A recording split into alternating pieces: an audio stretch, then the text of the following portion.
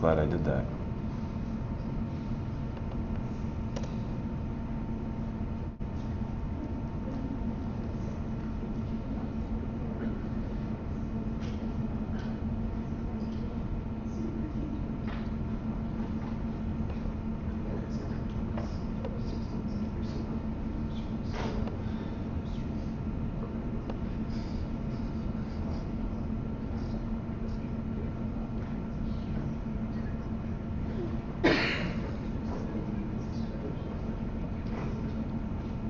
And we're good. What button advances on this? Yeah, I think that there's an up-down button, and so these are right here. This one right here starts us up, the middle is up, and the bottom is down. Okay, great. On-off switches. I think we're good. Last screen. Is it up? Beautiful. Thank you. Thank you, everyone. I appreciate it. And right here.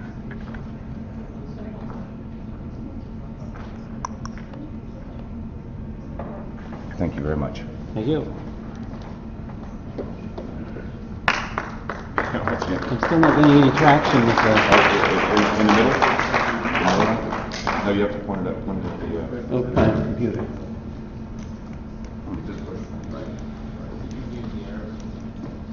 Oh. There we go. Okay. Okay. What kind of civilizations build starships? So we ask the question, and it implies that there are kinds of civilizations. We don't have to necessarily agree with that. We might hold that civilization is one kind of thing and one kind of thing only, and only we can mark developmental stages that admit of periodization, but I'm going to at least argue that there are kinds of civilizations. And if there are kinds of civilizations, we should be able to formulate a taxonomy of civilizations. If we can formulate a taxonomy of civilizations, we should be able to classify our civilization. If we classify civilizations, some subset of civilizations will be spacefaring, and among the spacefaring civilization, a further subset might or will build starships. So, does our civilization fall into the classification of those civilizations that converge upon building starships? And if we are a civilization likely to go on to build starships, is there any way to accelerate this development? If we are not a civilization likely to converge upon spacefaring and starships, could the developmental direction of our civilization be changed? And if so, how? So, to try to answer these questions, we need to try to think scientifically about civilization. So, how do we think scientifically about civilization? I'm going to start with Rudolf Carnap, who was an early 20th century analytical philosopher, made a tripartite distinction between scientific concepts of the taxonomic, the comparative, and the quantitative. And Carnap saw these as largely a sequence of development where we start with taxonomic concepts, classification, we move on to comparative concepts, and finally when we reach a mature stage of the science, we can move on to quantitative concepts. So to give you a flavor of what Carnap was aiming at, I'm going to quote a paragraph from his Philosophical Foundations of Physics. A scientist often says it would certainly be desirable to introduce quantitative concepts that can be measured on a scale into my field. Unfortunately, this cannot be done yet. The field is only in its infancy. We have not yet developed techniques for measurement, so we have to restrict ourselves to a non-quantitative, qualitative language. Perhaps in the future, when the field is more advanced, we will be able to develop a quantitative language. The scientist might be right in making the statement, but he is in error if he concludes that, since he has to talk in qualitative terms, he must confine his language to classificatory concepts. It is often the case that before quantitative concepts can be introduced into a field of science, they are preceded by comparative concepts that are much more effective tools for describing, predicting, and explaining than the cruder classificatory concepts. So, the most famous taxonomy that any of us would be aware of, or most of us would be aware of, I should say, is the Linnaean taxonomy of botany, which was then gradually expanded to the whole of the biological kingdom. But when Linnaeus worked out his classification of botany, biology had been around the Earth for more than 3 billion years. So he was working from a very mature base of information, mature ecosystems. There was a lot of information and a very rich base of instances to classify. And we're not really in that position with civilization. We could wait 1 billion years to see what happens with civilization and then return to the problem after we could see its development, but obviously we're impatient to do something before that time. And it seems almost that with civilization, we jump directly into quantitative concepts while bypassing the classificatory and comparative concepts that Carnap thought came earlier in the exposition. We're all familiar and all have heard about Kardashov's civilization types, where he differentiated civilization based on their energy usage. This has become very commonplace in the interstellar community, and people talk about the future of civilization. It's become so commonplace that I frequently carry around with me a copy of Kardashov's 1964 paper because of the ways that people misquote and attribute things to him that he never said. Carl Sagan also developed a quantification of civilization based on information processing. He started with a society that could process 10 to the 6 bits of information, called that type A, called it extremely primitive, and went up 1 order of magnitude for every letter of the alphabet, characterizing Periclean Athens as type E, our civilization today as type H, type Q, a galactic civilization of 1 million worlds, each characterized by 1,000 times the information content of our terrestrial civilization, and type Z, 1 billion such federated galaxies with all the information held collectively. So, why is there a problem with this jumping into quantitative concepts? Kardashov and Sagan introduced bridge principles to relate existing science to folk concepts of civilization, but they did not introduce any internal principles of a theory of civilization. So that's a mouthful, and what does it mean? So I'm going to refer to another early 20th century analytical philosopher, a contemporary of Carnap, who also made the distinction among scientific concepts between the classificatory, the comparative, and the quantitative. Hempel also made a distinction between the internal principles of theory and the bridge principles of a theory.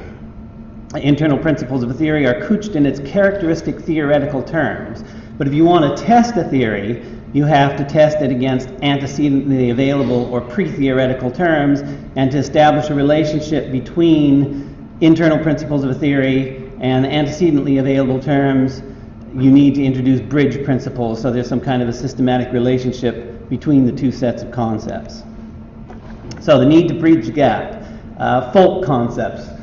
Dan Dennett introduced the idea of folk concepts when he taught, I think in the book The Intentional Stance, but he uses it throughout his work when he talked about folk psychology. Folk psychology is the language we use to talk about the mind before we actually have a theory of mind. And others have taken up Dennett's idea and talked about folk physics and folk biology, and I've mentioned folk astrophysics even.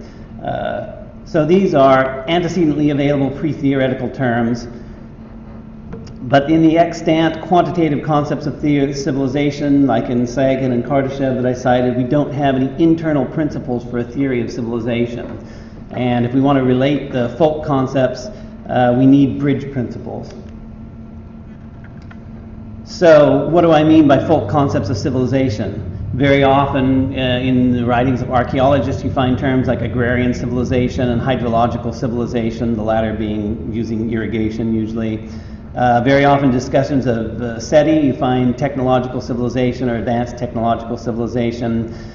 Toynbee, the historian, talked about fossil civilizations, arrested civilizations, and abortive civilizations. So I'm saying that these are folk concepts of civilization that lack a theoretical framework. So we come back to if we want to try to start at the base and not jump ahead to quantitative conceptions of civilization that don't have internal principles, we're back to classificatory thought, classificatory concepts that are qualitative thought and hopefully a taxonomy based on non-superficial characteristics, comparative thought that establish what has been called a non-metrical order, that is an order of ranking that doesn't involve numerical values, and quantitative thought that involves precise measurements and numerical values. So since I've mentioned Linnaean taxonomy and some quantitative conceptions, just as a side note, I want to mention what might be a comparative conception of civilization, which I call the peer concept. We can compare civilizations based on whether they're at the same level of development approximately, or the same kind of civilization. So two civilizations at the same level of development and of the same kind are peers. If they're just a little offset in development or in kind, then they're near peers. If they're both recognized as civilizations, but they're not really close, then I call them non-peers. So I just said I wanted to mention that. I'm not going to go into that. I could spend the whole lecture on that today, but I'm not going to, except to mention very briefly that insofar as we think of the Starship as a technological achievement, and I will of course note in Dr. Armstrong's presentation yesterday, she suggested reasons we might want to pass beyond the paradigm of considering the Starship as an exclusively technological achievement. When we ask the question, we're already thinking in terms of peer civilizations when we're thinking about other civilizations that build starships. It's going to be something like ourselves, a civilization more or less the same kind as our civilization. So if we want to try to attempt to establish a taxonomy of civilization, we are faced with unique problems. Of course, every discipline has its unique problems of classification. When Linnaeus proposed his taxonomy of plants, it was essentialist in character and highly structural. He believed all species were individually created and eternal and didn't change. And since that time, the whole field has been changed by evolutionary biology. And there's still in the writings of biology, there's a tension between the surviving Linnaean taxonomy and a completely thoroughgoing evolutionary taxonomy that just appeals to relations of common descent and not to structural similarity. Structural similarities are there as homologies, but they're not what defines it. It's the relations of descent that defines it. So with life on Earth, you can do that. We know from DNA that all life on Earth shares the same core code of DNA. And when we get out into space and are able to look at life elsewhere, if we can find it in the moons in the oceans of Europa, or maybe in the subsurface of Mars, the first things biologists will want to do is look at that DNA, if it's structured on DNA, and see if it's like our DNA, and see if we can extend the common descent thesis out into space and how far we can do so. That's an unknown, but hopefully we'll learn that in the next few decades. But the common descent thesis does not apply to civilization. We know that civilization has arisen separately at least 5 times in a fundamentally different way on the Earth. There's the Indus Valley, the Yellow River Valley, Fertile Crescent, the Rio Balsas Valley in southern Mexico, and in Peru. So we're back to Linnaean attempt to classify according to non-superficial characteristics. So I'm going to call this Darwin's thesis on civilization, that civilizations don't have a common descent. As he wrote in The Descent of Man, the evidence that all civilized nations are the descendant of barbarians consists, on the one side, of clear traces of their former low condition and still existing customs, belief, language, and so on, and on the other side, of proofs that savages are independently able to raise themselves a few steps in the scale of civilization and actually have thus risen. When Darwin said this more than 150 years ago, it was a controversial idea. So there was a very common assumption in the past that the farther you go in the past, the closer you get to the source and origin of things, the closer to the truth you get, and our world today is a degraded and fallen version of the world of the past, which was always better. So science has completely abandoned that assumption, and we assume that civilization started in their widely dispersed geographical locations without much interaction with others.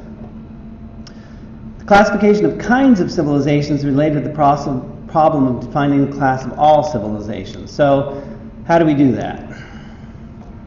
What is a civilization? So I'm going to start with just the basic framework of what's sometimes called a recursive definition. X is a civilization if X has F, X has G, X has H, so on, for some limited finite set of properties. And if you add the extremal clause and nothing else is a civilization, then you close it off, or if you leave that off, you have an open textured concept. So what finite list of properties would we want to use to define civilization? On the one side here, I'll taken a list from archaeologist Susan Foster McCarter. This is a very familiar list to most archaeologists. It's ultimately derived from the work of V. Gordon Childe, who was a great prehistorian. Writing, social hierarchy, division of labor, formalized government, means of exchange, monumental architecture, formalized religion, and metallurgy. And for something very different, this is from Kenneth Clark's Civilization, A Personal View, where he defines civilization in terms of a confidence in the society in which one lives, belief in its laws, belief in its philosophy, vigor, energy, vitality, etc., and so forth. A list that no archaeologist and very few historians would assert today. But they both have a certain point. Quote from V. Gordon Childe, "The development of urban civilization can be traced continuously till the moment when the full light of written history draws upon it, and within it, the story is one of accumulating wealth, improving technical skill, of increasing specialization of labor, and of expanding trade." These are all kinds of things you can dig traces out of the ground if you're an archaeologist. So if you're an archaeologist, that's the kind of conception of civilization you're going to be pretty interested in. And here, a very different thing, once again from Kenneth Clark. That's a picture of the Greenwich Naval Hospital designed by Christopher Wren. And he says, "What is civilization? A state of mind where it is thought desirable for a naval hospital to look like this and for the inmates to dine in a splendidly decorated hall." So when I was thinking about what we may call the material constituents of civilization and the formal constituents of civilization, I realized I'd seen this distinction before, and it's a very familiar distinction in Marx, the distinction between the economic infrastructure of a society and its ideological superstructure. Marx also calls the economic infrastructure the economic base of a society. So here's one quote from a contribution to the Critique of Political Economy. "Relations of production constitutes the economic structure of society, the real foundation on which rise legal and political superstructures."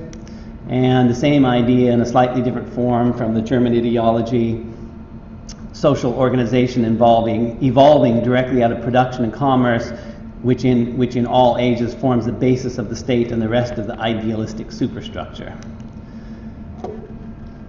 So, drawing on this Marxian distinction between infrastructure and superstructure, we can create a binomial nomenclature for civilization.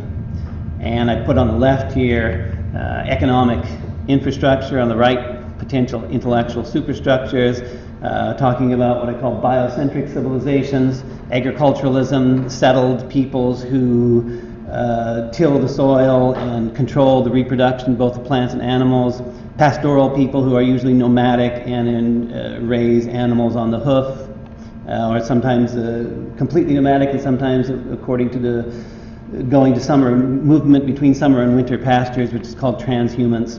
Fishing, tribute. Rome mostly lived on tribute during its heyday. Trade and commerce. Venice, Serenissima, the Serene Republic. They didn't do much agriculture, but they were very wealthy from trade and commerce.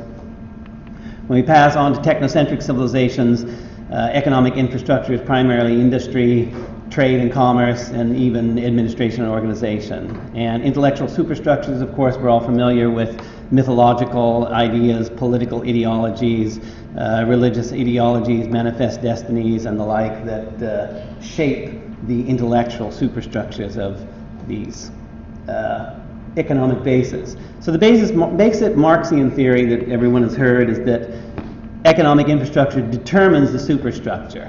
But we don't have to follow Marx on this. We can develop a more comprehensive scheme where we might recognize that there are cases when intellectual superstructure determines economic infrastructure.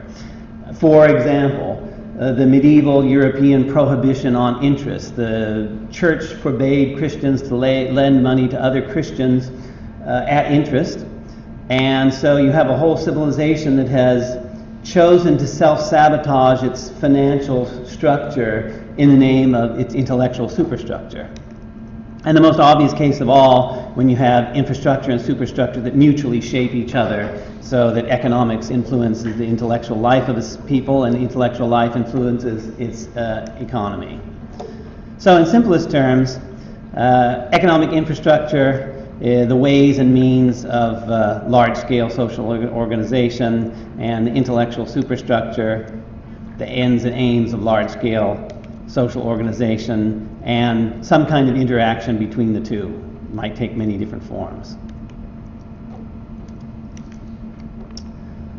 So, going back to my framework of a recursive definition and then drawing on this Marxian distinction, I could say that X is a civilization if X has an economic infrastructure, X has an intellectual superstructure, and these infrastructure and superstructure stand in some relationship to each other of the three kinds that we mentioned, and adding the extremal clause, nothing else is a civilization.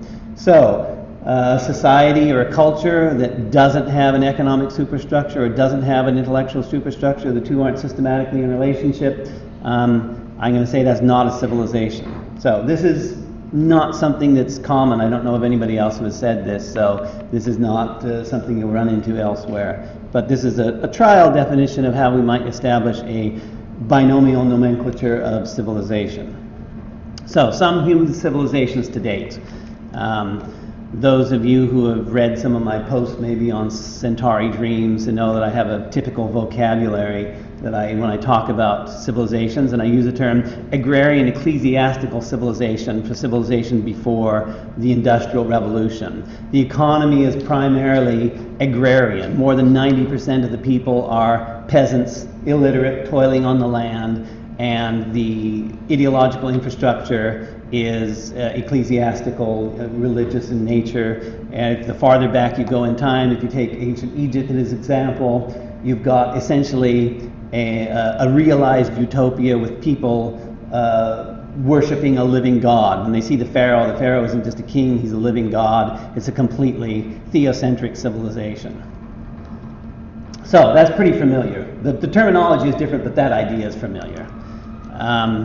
This is not so familiar. There's another class of civilizations I call pastoral egalitarian civilizations. So let me pause for a moment and read this quote from Cynthia Stokes-Brown. Cynthia Stokes-Brown is well known in the big history community. Serious students of archaeology, anthropology, and history use a technical definition of civilization that describes without conveying value judgments. Civilization in this technical sense are a specific type of human community, large, complex societies based on the domestication of plants, animals, and people, plus other typical characteristics. You find things like this all over in writings on archaeology and history these days, but I don't really think that people do justice to this, because we still today think of the horse peoples of Central Asia as being barbarians. So we don't use the word much, we don't use the word much anymore, but the peoples of the horse peoples of Central Asia were very successful, very highly organized, but completely organized on different principles in agrarian ecclesiastical civilization. Their economy was pastoral. We all know Attila the Hun, the Mongols, and later Tamerlane. They didn't usually build cities. They didn't build monumental architecture. Many of them had no written language, but they were highly effective. And if we take, for example, as a comparative conception of civilization, warfare, we can establish a non-metrical order among civilizations on the basis of who can defeat whom in war. And during the late medieval, early modern period, the pastoral egalitarian horse peoples of Central Asia could field an army that could defeat any army of any settled peoples in Eurasia, and they often did. And Tamerlane, who was among the last of the horse people conquerors, the depredations of his army can only be compared to a pandemic. It's estimated that Tamerlane's army was responsible for the death of about 3% of global population at the time. So another classification that you don't hear about, I'm going to call furtive egalitarian. Furtive means relating to theft, and I'm talking about the Vikings, who made their living by raiding and trading. Yes, they had small farms along fjords in Norway, but the center of their civilization was the voyaging and the raiding and the trading, and they were intensely egalitarian in their structure. Once again, you don't find much monumental architecture. You don't find a written language until much later. but in my opinion, a civilization, because you find an economic infrastructure, not agriculture, but theft, basically, and you find a very rich ideological infrastructure people are borrowing off of. And lastly, our industrial technological civilization of today, the economic basis is industrial. When I say technological, I mean that the principles of organization of the society or the civilization are technical. People are primarily concerned in practical ways of getting things done. The Chinese call themselves communists, but we all know that the Chinese government is run by technocrats who just want to see things get done. They don't really care much about ideology. Of course, Deng Xiaoping famously said, it doesn't matter if the cat is black or white as long as it catches the mouse. That's the essence of technocratic organization of an industrial economy. So if we extrapolate this idea of economic infrastructure into the future, and we assume that scientific civilization is primarily constituted by its energy production distribution, we can outline certain possibilities. And firstly, I'll talk about fusion civilization. A civilization that has mastered inertial confinement fusion can build starships and build the Daedalus craft. It could also build fusion reactors and supply energy to a large industrial infrastructure. Similarly, a Bossone civilization, a civilization that has mastered magnetic confinement fusion. You can build a starship, but you can also supply your entire industrial economy with relatively clean power in just about any amount you want. O'Neill civilization, we've all seen the great pictures of the O'Neill colonies, the idea. The interesting thing about O'Neill's writings is he really wanted to show an economic infrastructure of the whole effort. He knew that if you're going to engage in a large spacefaring effort, it has to have an economic rationale. This economic rationale was building solar power satellites that would beam electricity down to Earth, and that would justify the cost of the investment. Dyson civilizations, which are essentially a build-out of O'Neill civilizations, where you got so many things orbiting the sun that you harvest almost all of its starlight. And of course, the poetic version of that is actually building a shell around the whole thing and harvesting all the starlight that way. And Penrose civilizations, even more difficult and complex and presumably farther in the future, harvesting the angular momentum, energy from angular momentum from rotating black holes. So, several different possible economic infrastructures for spacefaring civilizations or future civilizations. So we can extrapolate this infrastructure, superstructure conception of scientific civilizations and pick any one on the left and pick any one on the right, and you've got all kinds of possible permutations of future civilizations based on the binomial nomenclature I've been talking about. So, starting with the earliest origins of civilization, proto-civilization during a period of hunter-gatherer nomadism. So now we move from a structural Linnaean type of taxonomy to an evolutionary systematic sort of taxonomy. And from the origins of civilization, we see two major directions: agrarian ecclesiastical settled civilization and pastoral egalitarian civilization, which is quite potent for a while, but it ultimately goes extinct. The agriculturalists proved more effective in the long term, and basically they took up all the land and eventually fenced it and put borders in, and you couldn't have tens of thousands of horses on the plains of Central Asia anymore. And from agrarian ecclesiastical settled civilization, then we get our industrial technological civilization, which we can distinguish into a non-spacefaring version and a spacefaring version. And of course, the non-spacefaring version goes extinct eventually. If you're not familiar with that symbol, that's a fairly recent symbol that means extinction. One that looks like the hourglass there. And then we go on to spacefaring civilizations. And I'm going to pause for a while before going on more about spacefaring civilizations to talk about our civilization today, which I call industrial technological civilization, which falls under the genera of scientific civilizations. I argue that Industrial technological civilization is uniquely determined by a feedback cycle that I call the STEM cycle. Everybody knows what STEM means. In our civilization today, science discovers bodies of knowledge, some of which can be adapted to technologies. Technologies are engineered into industries. Industries create better instruments for science, and better instruments for science mean new technological discoveries that can drive the cycle even further. It's not that neat in actual practice. There's epiphenomenal science, science that may be edifying, but it doesn't necessarily drive directly into technology. There's a lot of technologies that never enter into mass productions. And there's a lot of engineering that doesn't contribute to scientific progress. So it can be messy, but it's still there. Civilization has always been characterized by some kind of a STEM cycle. What's distinctive about ours today is it's tightly coupled. In a loosely coupled STEM cycle, and you see in earlier civilization, you've got sometimes hundreds or thousands of years lapse between a scientific discovery and its technological implementation. When Apollonius wrote his book on conic sections in ancient Greece, it was 1,000 years before people started to use that to aim artillery pieces during the early modern period, when people realized that projectiles travel on a parabola and not a straight line. And technology is often not engineered into industries, and industries do not always provide new scientific instruments. So, and a further minor distinction I'll make here. Agrarian ecclesiastical civilization in its purest form, we see up to about the scientific revolution.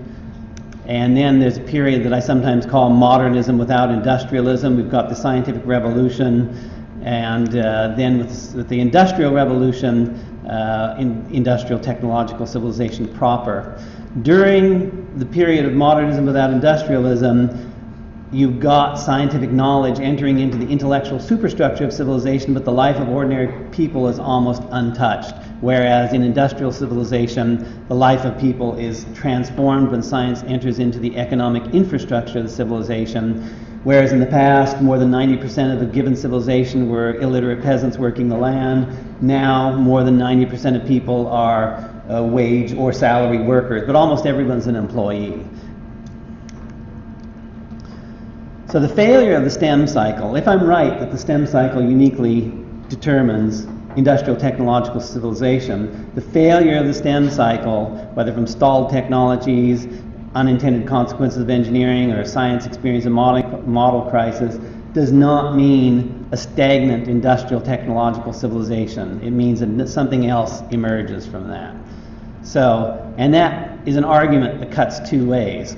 As if the cycle becomes decoupled, you get a new kind of civilization that, because the condition that defines industrial technological civilization no longer holds, and something else emerges.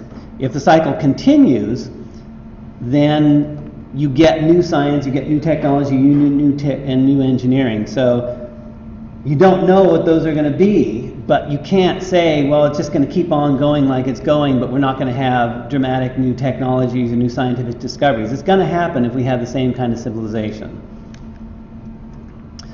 So it seems clear that it has to be industrial technological civilization that builds starships, in the sense of a technological artifact mentioned earlier. Because only in those kind of civilizations do you find the kind of continual technological change that make it possible to achieve the kind of technology that would be necessary for interstellar flight. So if we want to think about what we could do to stage a spacefaring intervention for a faltering civilization, or one that doesn't seem to be going in the direction of space flight, the first stage is a conscious maintenance of the STEM cycle, consciously pushing the frontiers of science and mathematics, purposefully seeking new technologies within new sciences, and systematically exploiting new technologies and industrial applications, then in turn applying these new technologies to increase scientific discoveries. But the development of starships and the civilization that builds them is far from inevitable, because a civilization can be perfectly consistent with the development of spacefaring or starfaring without ever bothering to actualize that possible capacity. So to return to my evolutionary diagram of the descent of civilizations, once again showing non-spacefaring industrialized technology, civilization going extinct when the Earth becomes uninhabitable. We can take this down another level, and we can distinguish between spacefaring civilizations that do not develop interstellar technologies and spacefaring civilizations that do develop interstellar technologies. And of course, the ones that don't have interstellar technologies, they go extinct too, eventually, with the uninhabitability of our solar system. So we come down to the spacefaring civilizations that do develop interstellar technologies, and we wonder what kinds of civilization, what kinds of interstellar civilization are there? How can we construct some kind of a taxonomy? And so I asked myself, how do civilizations interact across space? How might they interact across interstellar space? So this is an artificial, simplified model. It doesn't capture all the details, but it's suggestive in terms of the possibilities it suggests. So communication, that's obvious. Carriage, that means the transportation of goods and freight, over interstellar distances, and actual contact. So I'm using these terms in a specifically narrow sense when I use it. So when I say contact, I don't mean communication. I mean actually getting living beings together over interstellar distances and meeting other human beings or other species. And if we take these three categories of civilizational interaction and we go through them systematically, we get 8 permutations of interstellar civilizations, which I will show here. I'm going to go through this list quickly because I'll treat each one of these separately. And I'd like to mention a particular thank you to Michel Lemontagne, who did the 8 illustrations for me just a few days before the Congress. So it was great of him that he stepped up and was able to make my presentation more visually interesting. So, C sub-zero, I call this the lonely civilization. That's us now. No communication, no carriage, no interstellar contact. That's pretty simple. C sub-1, communication, no carriage, no contact. That's the SETI paradigm. But you can still have a very interesting interaction, and we all know about Carl Sagan talking about the Encyclopedia Galactica, the idea that there radio signals traveling back and forth, and a grand encyclopedia of all information about the universe that you share in when you reach the point that you can enter into that communications network. So you've got a real interstellar civilization. It just doesn't involve carriage of goods and freight, or it doesn't involve direct contact between the parties. So I call that the SETI paradigm.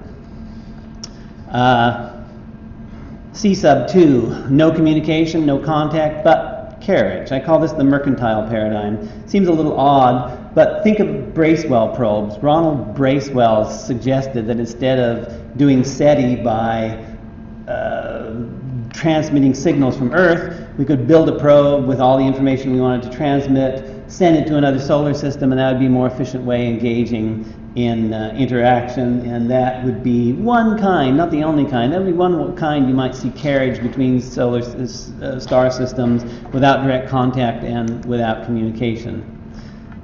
C sub 1, 2, communication and carriage with no contact. I call this the Silk Road paradigm.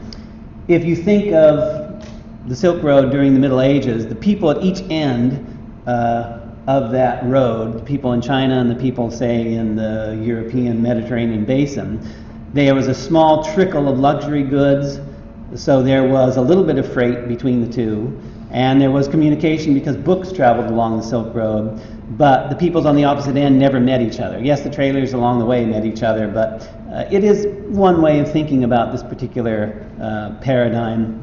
And it can be very powerful. One of the most interesting episodes in human civilization, in my opinion, is the expansion of Buddhism along the Silk Road. The enormous monumental architecture of the Bamiyan Buddhas that were destroyed by the Taliban showed how powerful Buddhism was in Central Asia during the period of late antiquity, before Christianity had spread that far and before Islam and art even appeared. The missionary paradigm, C sub 1 and 3, with no carriage. Sometimes people communicate and they contact, but they don't carry a whole lot of goods with them. So imagine we could build Alcubierre starships that would transport people from place to place, but they weren't really good at carrying. There's no real reason to carry stuff interstellar distances. Anywhere, once you've got the technology, any star system you go is going to have energy, it's going to have material resources, you can build everything you need. You don't really need to carry things, unless maybe a small trickle of luxury trade like the Silk Road. Contact, without communication, without carriage, the close encounters paradigm, that should be fairly self-explanatory, as is the illustration here. The silent barter paradigm, C sub 2-3, carriage and contact without communication. In the past, when peoples could not communicate with each other, they still did trade and they still engaged in contact. There's what we call silent barter is where one party would lay out their goods on the ground and then go away. The other party would come and lay theirs, and the first party would come back, and if they were satisfied with the trade, they took the trade goods, and if not, they left them there. So, another possibility. And then the whole shebang, fully integrated civilization where you've got communication, carriage, and contact. So this is just a rough attempt to model some unrealized possibilities. Some of the permutations sound strange, but like I say, this is a simplified and abstract model that's just intended to spur thinking. None of the permutations I mentioned are inevitable. The permutations are probably a function of contingencies that are not yet determined. Among those contingencies are the particular kinds of interstellar technologies that prove to be practicable. We may get to the point where we have many different interstellar technologies, but they might not be equally useful, equally practicable. Maybe you can generate a wormhole, but you can't do anything with it. Or maybe you can make an Alcubierre field, but you can't do anything with it. We don't know yet what technologies will actually be practical as opposed to those will be possible. At this stage, we don't even know which ones will be possible. And some of the contingencies may be turned out to be a function of the kind of civilization. So if a civilization follows a very different pathway to industrialization and development, it might have different potentialities for making a practicable technology. Another unrealized possibility. So whenever I consider possible scenarios for civilization like this, I ask myself, is this what we are becoming? Do we see traces in the world today of the direction we're going? Well, that's not always going to be answerable. Sometimes things come out of the clear blue, but things don't always or even often come out of the clear blue. If you're not building out spacefaring infrastructure, you're not really becoming a spacefaring civilization. And if you're not building out a interstellar infrastructure, you're not really becoming an interstellar civilization, because the ships that cross the Atlantic, and were able to do that in the time of the contact between the Old World and New World, there was a large shipbuilding industry in Europe, and the Portuguese navigators had already gone down around the Horn of Africa, and so there was a lot of exploring going on that set the stage to make that possible. So there was an infrastructure build-out of shipping in Western Europe that made the transatlantic crossings possible. So I want to propose what I would call the breakout thesis, which is that any interstellar civilization whatsoever that achieves interstellar breakout will only occur after an infrastructure build-out makes that breakout possible. And that would seem to privilege the side of the binomial nomenclature that I talked about, called the economic infrastructure. But there's still another important lesson here. If we use the often cited example of building of the Egyptian pyramids, which were a very large, multi-generational undertaking, if we compare that to the building of starships, another large, multi-generational undertaking, the actual artifacts are epiphenomenal to the civilizational project. Why did the Egyptians build pyramids? They built them because of their particular beliefs about the afterlife, and that this is how the monumental architecture they used to signify their rulers and to assure them a passage to the next world. And presumably, why would we build starships? Because of a scientific paradigm of similar power that would motivate people to do that. So, the question I started with, what kind of civilizations build starships? And my answer to that is industrial technological civilizations tightly coupled to an interstellar imperative embodied in an intellectual superstructure. So, thank you very much, and I hope that wasn't too much to throw at you in one time.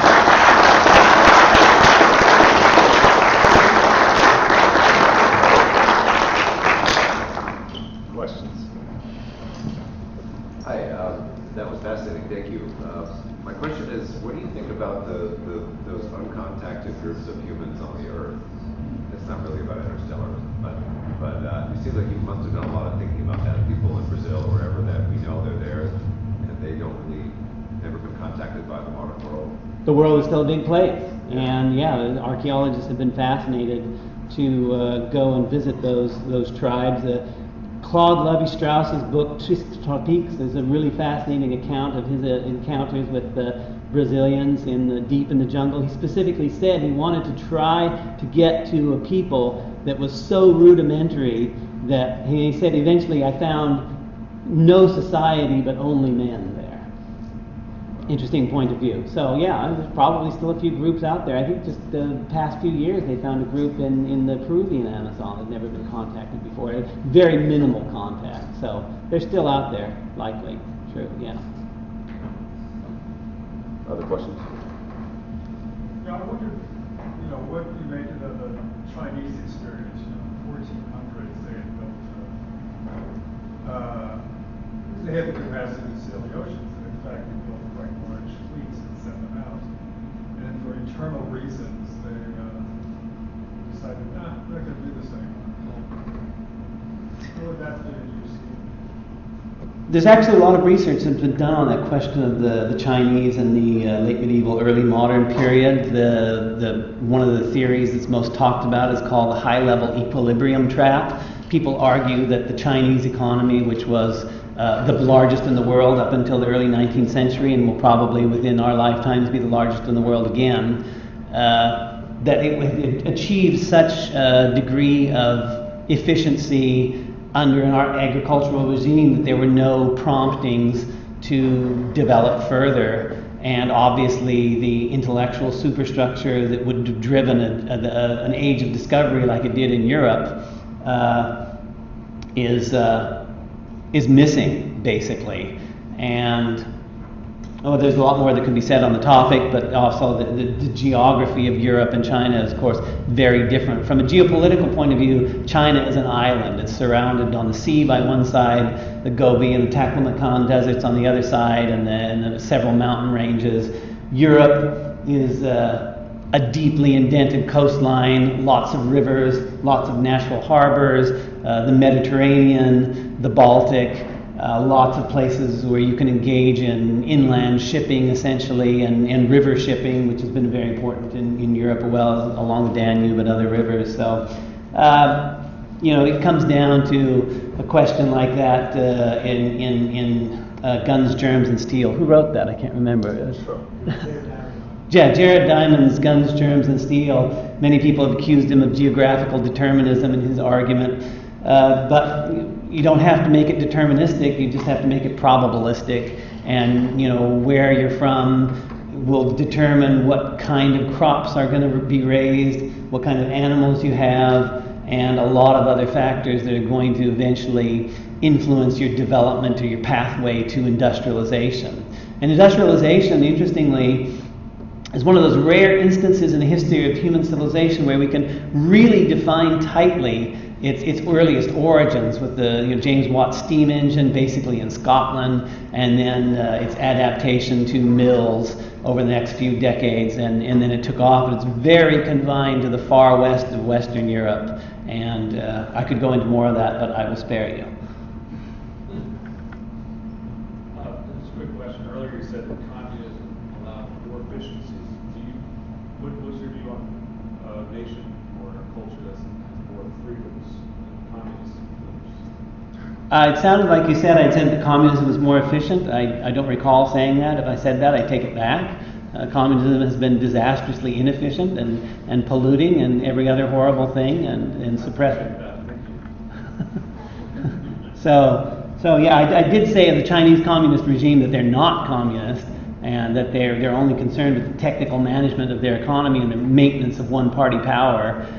So take that for what you will, but yeah, certainly the individualism that's nearly unique to European society probably had a lot to do with the scientific revolution happening in Europe and developing into the Industrial Revolution in Europe. Michael. Well, one thing I've been thinking about here is the the biological basis of civilization.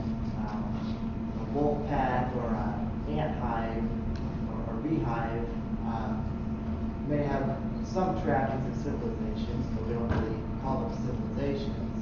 And it does seem that prerequisite is that humans or some human-like creatures, the biological constituent of the civilization. Is there a possibility on the other end that developments in the areas of transhumanism or cybernetics, artificial intelligence, and so forth drive what we think of as civilization in such a direction that we have to start using different terminology for it? Oh, that's what the people who talk incessantly about the singularity talk about, the end of human civilization or the hard landing with the intelligence explosion. And some people are willing to say there'd be no more human civilization after something like that happens. So there are obviously many people who think that. I myself would not make that prediction. And our particular paradigm of civilization is based on ourselves as individual organisms, each of which have consciousness, and there are many people who've written about the distributive intelligence of beehives and ant hills, as you've mentioned, and in a different evolutionary pathway in a different world that may well have developments that we might have to recognize as technological and maybe even as civilization, but it didn't happen that way here. Zach. I really enjoyed the binary tree you presented with effectively the path of either extinction or the technological innovation to the next stage. I'm just curious, because if we take that tree to its extreme and keep pushing it further, and as you're a deep thinker on this, I'm very curious to know whether or not you think that at any point along that tree, it's conceivable that societally we will actually choose the extinction option, as opposed to through neglect or nihilism to say, it's not worth it. We will actually choose to say, well, maybe this is it for us because we've achieved amazing things and we're comfortable where we are. I'm just curious if you think that might actually be a conceivable thing in the eventual future. I do think that. On the one, you set aside as another question neglect, which I will take to mean stagnation. Yes. I take stagnation to be a great danger, and I think you can see even in the development of the last 100 years of incredible technological progress, that technological progress has come in lumps and in cycles and in particular industries. We have the Moore's law projecting the increase of the density in the silicon wafer of the transistors. But while that has been going on for the past 20 years or so, other technologies like chemical rockets have moved very little. So exponential technological growth doesn't happen evenly, at least in our experience. It happens unevenly and affects different areas. The more interesting question of might people choose, that yes, we are we're happy with what we've done, and we're just going to work at liking ourselves as we are, and we don't need to engage in expansionism. That's a view that I call, well, sometimes, not in all forms. In some forms, I call a hostile critique of civilization. You have extreme anarchists like John Suzanne and Derek Jensen, and if you want to take a notorious example, Ted Kaczynski and his manifesto, Industrial Society and Its Future, all of whom think that we ought to actively engage in a process of destroying industrial civilization because it's so horrible and so evil. So that's a very activist point of view. Ted Kaczynski was actually willing to kill people in order to make his point, and Derek Jensen and John Suzanne, fortunately, do not go that far, but they do write books telling us we should tear down industrialized civilization. There is a growing trend I've noticed in future studies. I think somebody else has already remarked on it yesterday. I can't think of who. Science fiction used to be about, space travel and things like that. Now it's mostly singularity based stuff about the computers and technology. And when you read a lot of this futurist stuff that's based on a non-expansionist paradigm, there are actually a lot of people out there who criticize what they call the expansion hypothesis. John Smart, who wrote an interesting article called The Transcension Hypothesis, he's a critic of the expansion hypothesis. Milan Turkovic, the astronomer who co-wrote the book on not existential risk, but with Bostrom. He wrote a book with Bostrom about catastrophic Existential Catastrophes, that's not the title, I can't remember. He wrote a very interesting paper called Against the Empire, which he makes very similar non-expansionist arguments. And so I think there is even an intellectual constituency out there that would argue for we just ought to be satisfied with what we got and accept the fact that not only ourselves but our civilization is immortal, and shrug our shoulders and play cribbage until the sun blows up, I guess. So. What's your name again? Alex. Alex. One last question. It was very similar to the previous question, but the answer both stood for me. However, I have one small bit left. So, what do you think of the potential for a sort of middle ground, perhaps a constancy hypothesis between the expansionist and nihilist hypotheses? That's a very interesting possibility. In fact, just in the past few days, I've been thinking about writing about what I would call the one-off expansion model, where we can think of expansion as going out in all directions and colonizing all kinds of solar systems. There's also a lot of people who wrote papers in the 60s and 70s about these really incredible engineering feats, like moving an entire planet or moving your star. So if a civilization didn't really take to that model of adaptive radiation, where everything just goes out in all directions, and they wanted to maintain their unity but also maintain their existential viability by staying alive, they could go for these mega engineering projects like moving their entire star to another star and stuff like that. So that is a very interesting alternative, yes. If you want to call it the constancy hypothesis, that's a great name. I was thinking constancy, not Constantine. Constancy, yes. Yes. Sorry for my pronunciation. Existing constant, Yeah. Sounds- Yeah, it's a great idea. It should be developed. Anyone else? All right, thank you. Thank you. Thank you.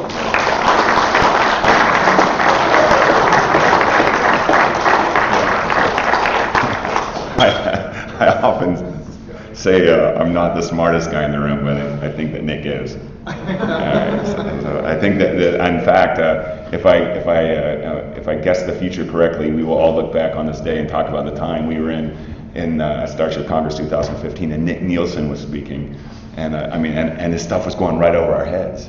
It was awesome, which is why we're here, and we will continue on.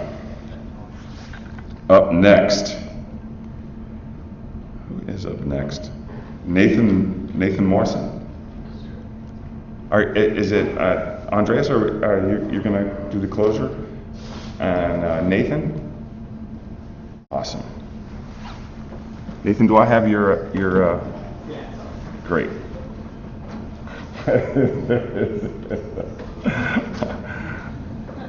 That is good stuff. All right. Let's see one more time here. Do I have yours right here? It should be this one right there. Great. And actually, before you do it, can we just test to make sure the volume is not working? It was this morning, but I just want to make sure. Sure.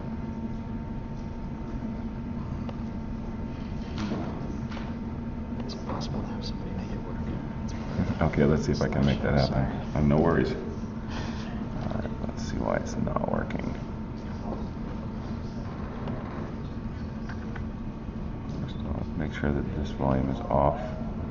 It is. Then, wait a minute.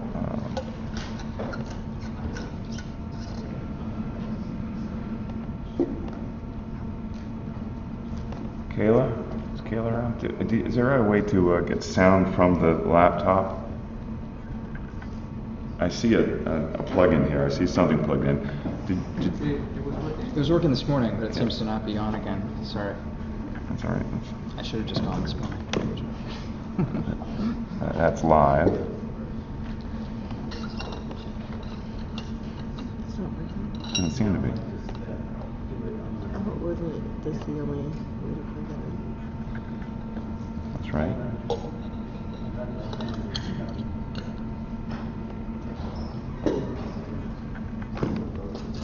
It seems like it has a boot, so. Yeah, maybe. Usually.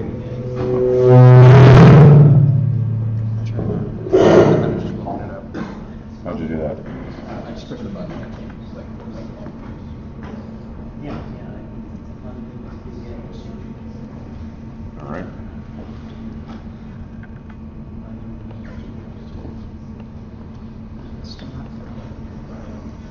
maybe that's not the thing. We're like, well, normally that would work. It should make a noise.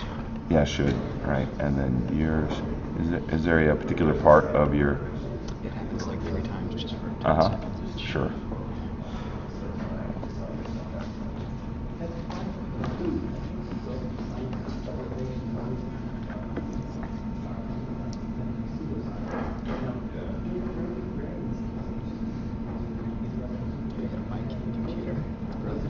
Oh no, this is just for the roof of the recorder. You think that would be affecting the sound? I just had to change the background. Okay. Does it sound loud? I'm not seeing how. Let me test something here.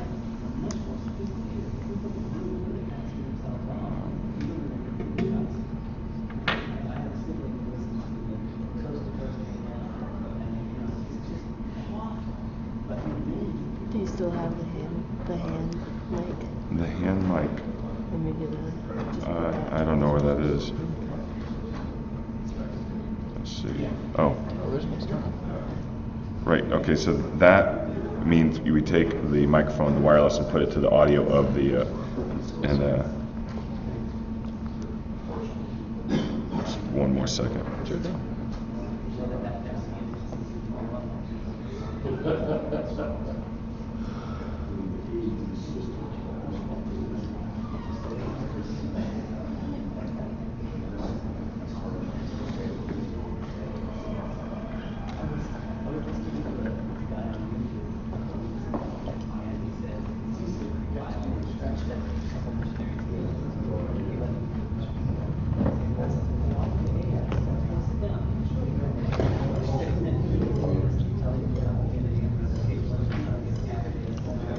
Oh, what is that sound? The clicking happens when it comes out. It's nothing.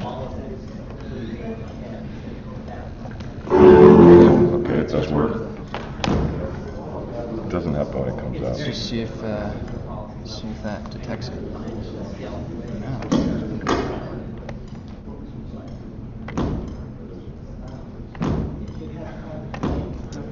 Kayla, so I'm not, that clicking sound is back and I don't know what it's from.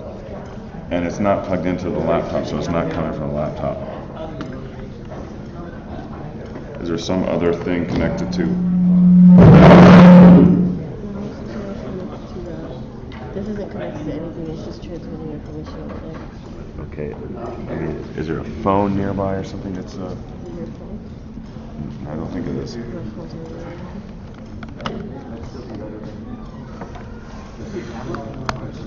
Where's the audio cable from here? This is Audio the little cable? black one? Yeah, is that into the audio? Mm-hmm. Yeah, so even if we pull it out, that ticking sound. Yeah, so that's... And I don't know what that is.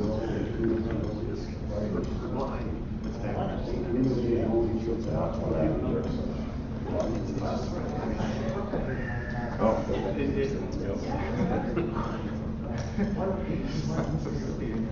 Yeah, that's the point. Yeah, that's the point. Yeah, right. Yeah, that just means wherever it's coming from. It's not coming. Yeah, this is the laptop.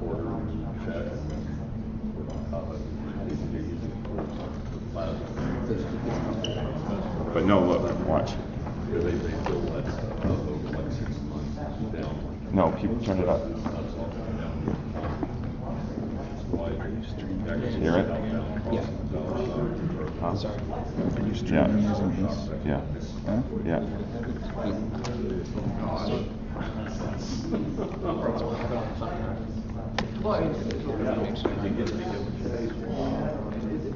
See if you can play any music at all.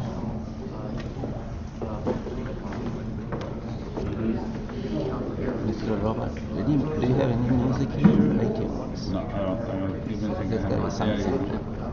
Is the volume too high? Is the what? We'll find out.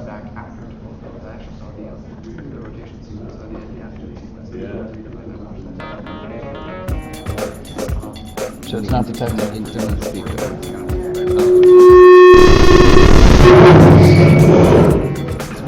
So it was in the mic? Yep. Yeah, cool, great. So yeah. Beautiful. Sorry. Teamwork Have to make makes it as the much dream trouble work. as possible.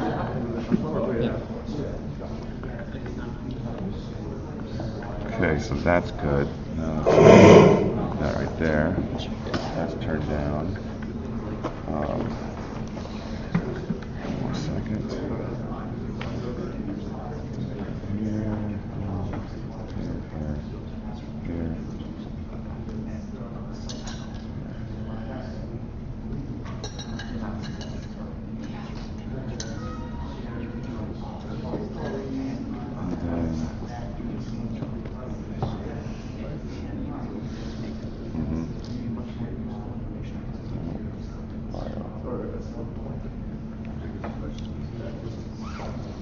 All right, I think we've achieved the singularity.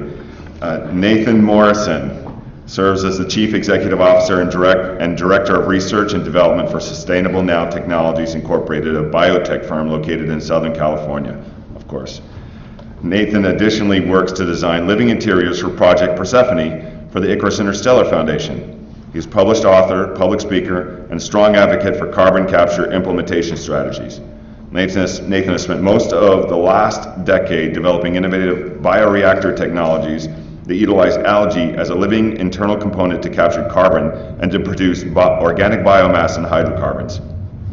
Examples of his work include the development of the Helix bioreactor in collaboration with the late inventor Stephen Shigematsu, the algae research module for the University of Greenwich's School of Architecture and Landscape in London, and the Mark 9 bioreactor modules for carbon sequestration, soon to be deployed in the United Kingdom to enable academic institutions and new construction projects to comply with the Climate Change Act implemented by Parliament in 2008. Nathan Morrison.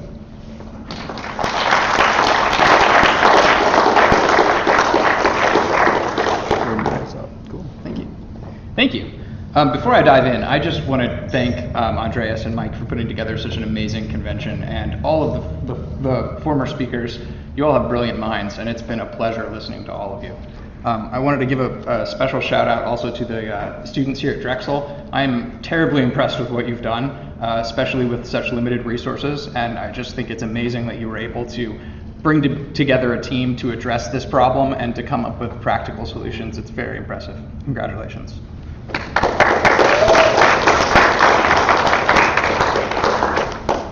So, without further ado,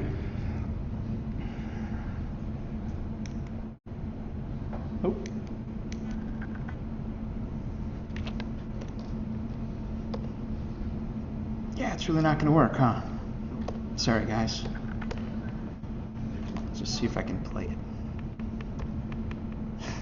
All right, fair enough. This is supposed to play a little audio clip of Major Tom, and it's not going to want to do it, so we're just going to go on without it.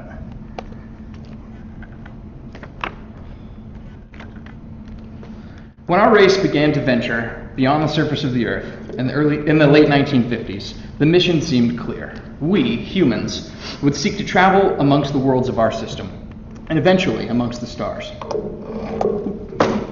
The challenges were vast, but an indomitable spirit prevailed in popular culture, a determination that the challenges presented would be overcome.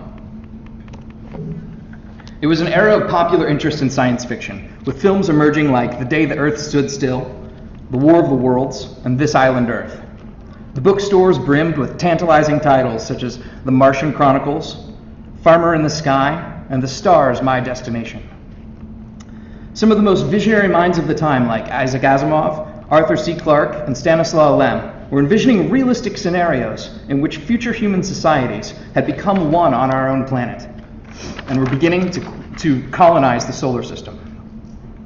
In pulp comics, we began to explore ideas like being lost in space, being a space detective, or visiting worlds of fantasy.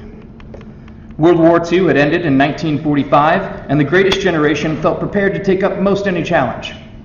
With the development of the V-2 rocket and the post-war repatriation of Wernher von Braun to the United States, weapons of war began to be re-envisioned as technologies for peaceful exploration, and indeed, a new era was born, the space age. The Soviet Union was the first to deliver a satellite to orbit, with the launch of Sputnik in October of 1957, but this was merely a precursor to the real mission, a human orbiting the Earth. The following month, Sputnik 2 followed up that technological first flight test, and immediately life entered the arena. Leica, perhaps the best-known canine of the 20th century, was launched into orbit on this, the second spaceflight of any type attempted by any faction of humanity in the history of our known world. Sadly, Leica did not survive the trip. But did this setback daunt the determination of the USSR? In short, no. It simply put their space agency into a phase of active research and development, armed with actionable data to pursue in preparation of the next planned flight. Meanwhile, in the United States, just 2 months later, Explorer 1 was launched from Cape Canaveral on one of von Braun's Jupiter C rocket platforms by the newly created National Aeronautics and Space Agency, and the space race became a reality. In August of 1960, the Soviet space program was ready for their next flight, and Sputnik 5 carried 2 canines, Strelka and Belka, into orbit.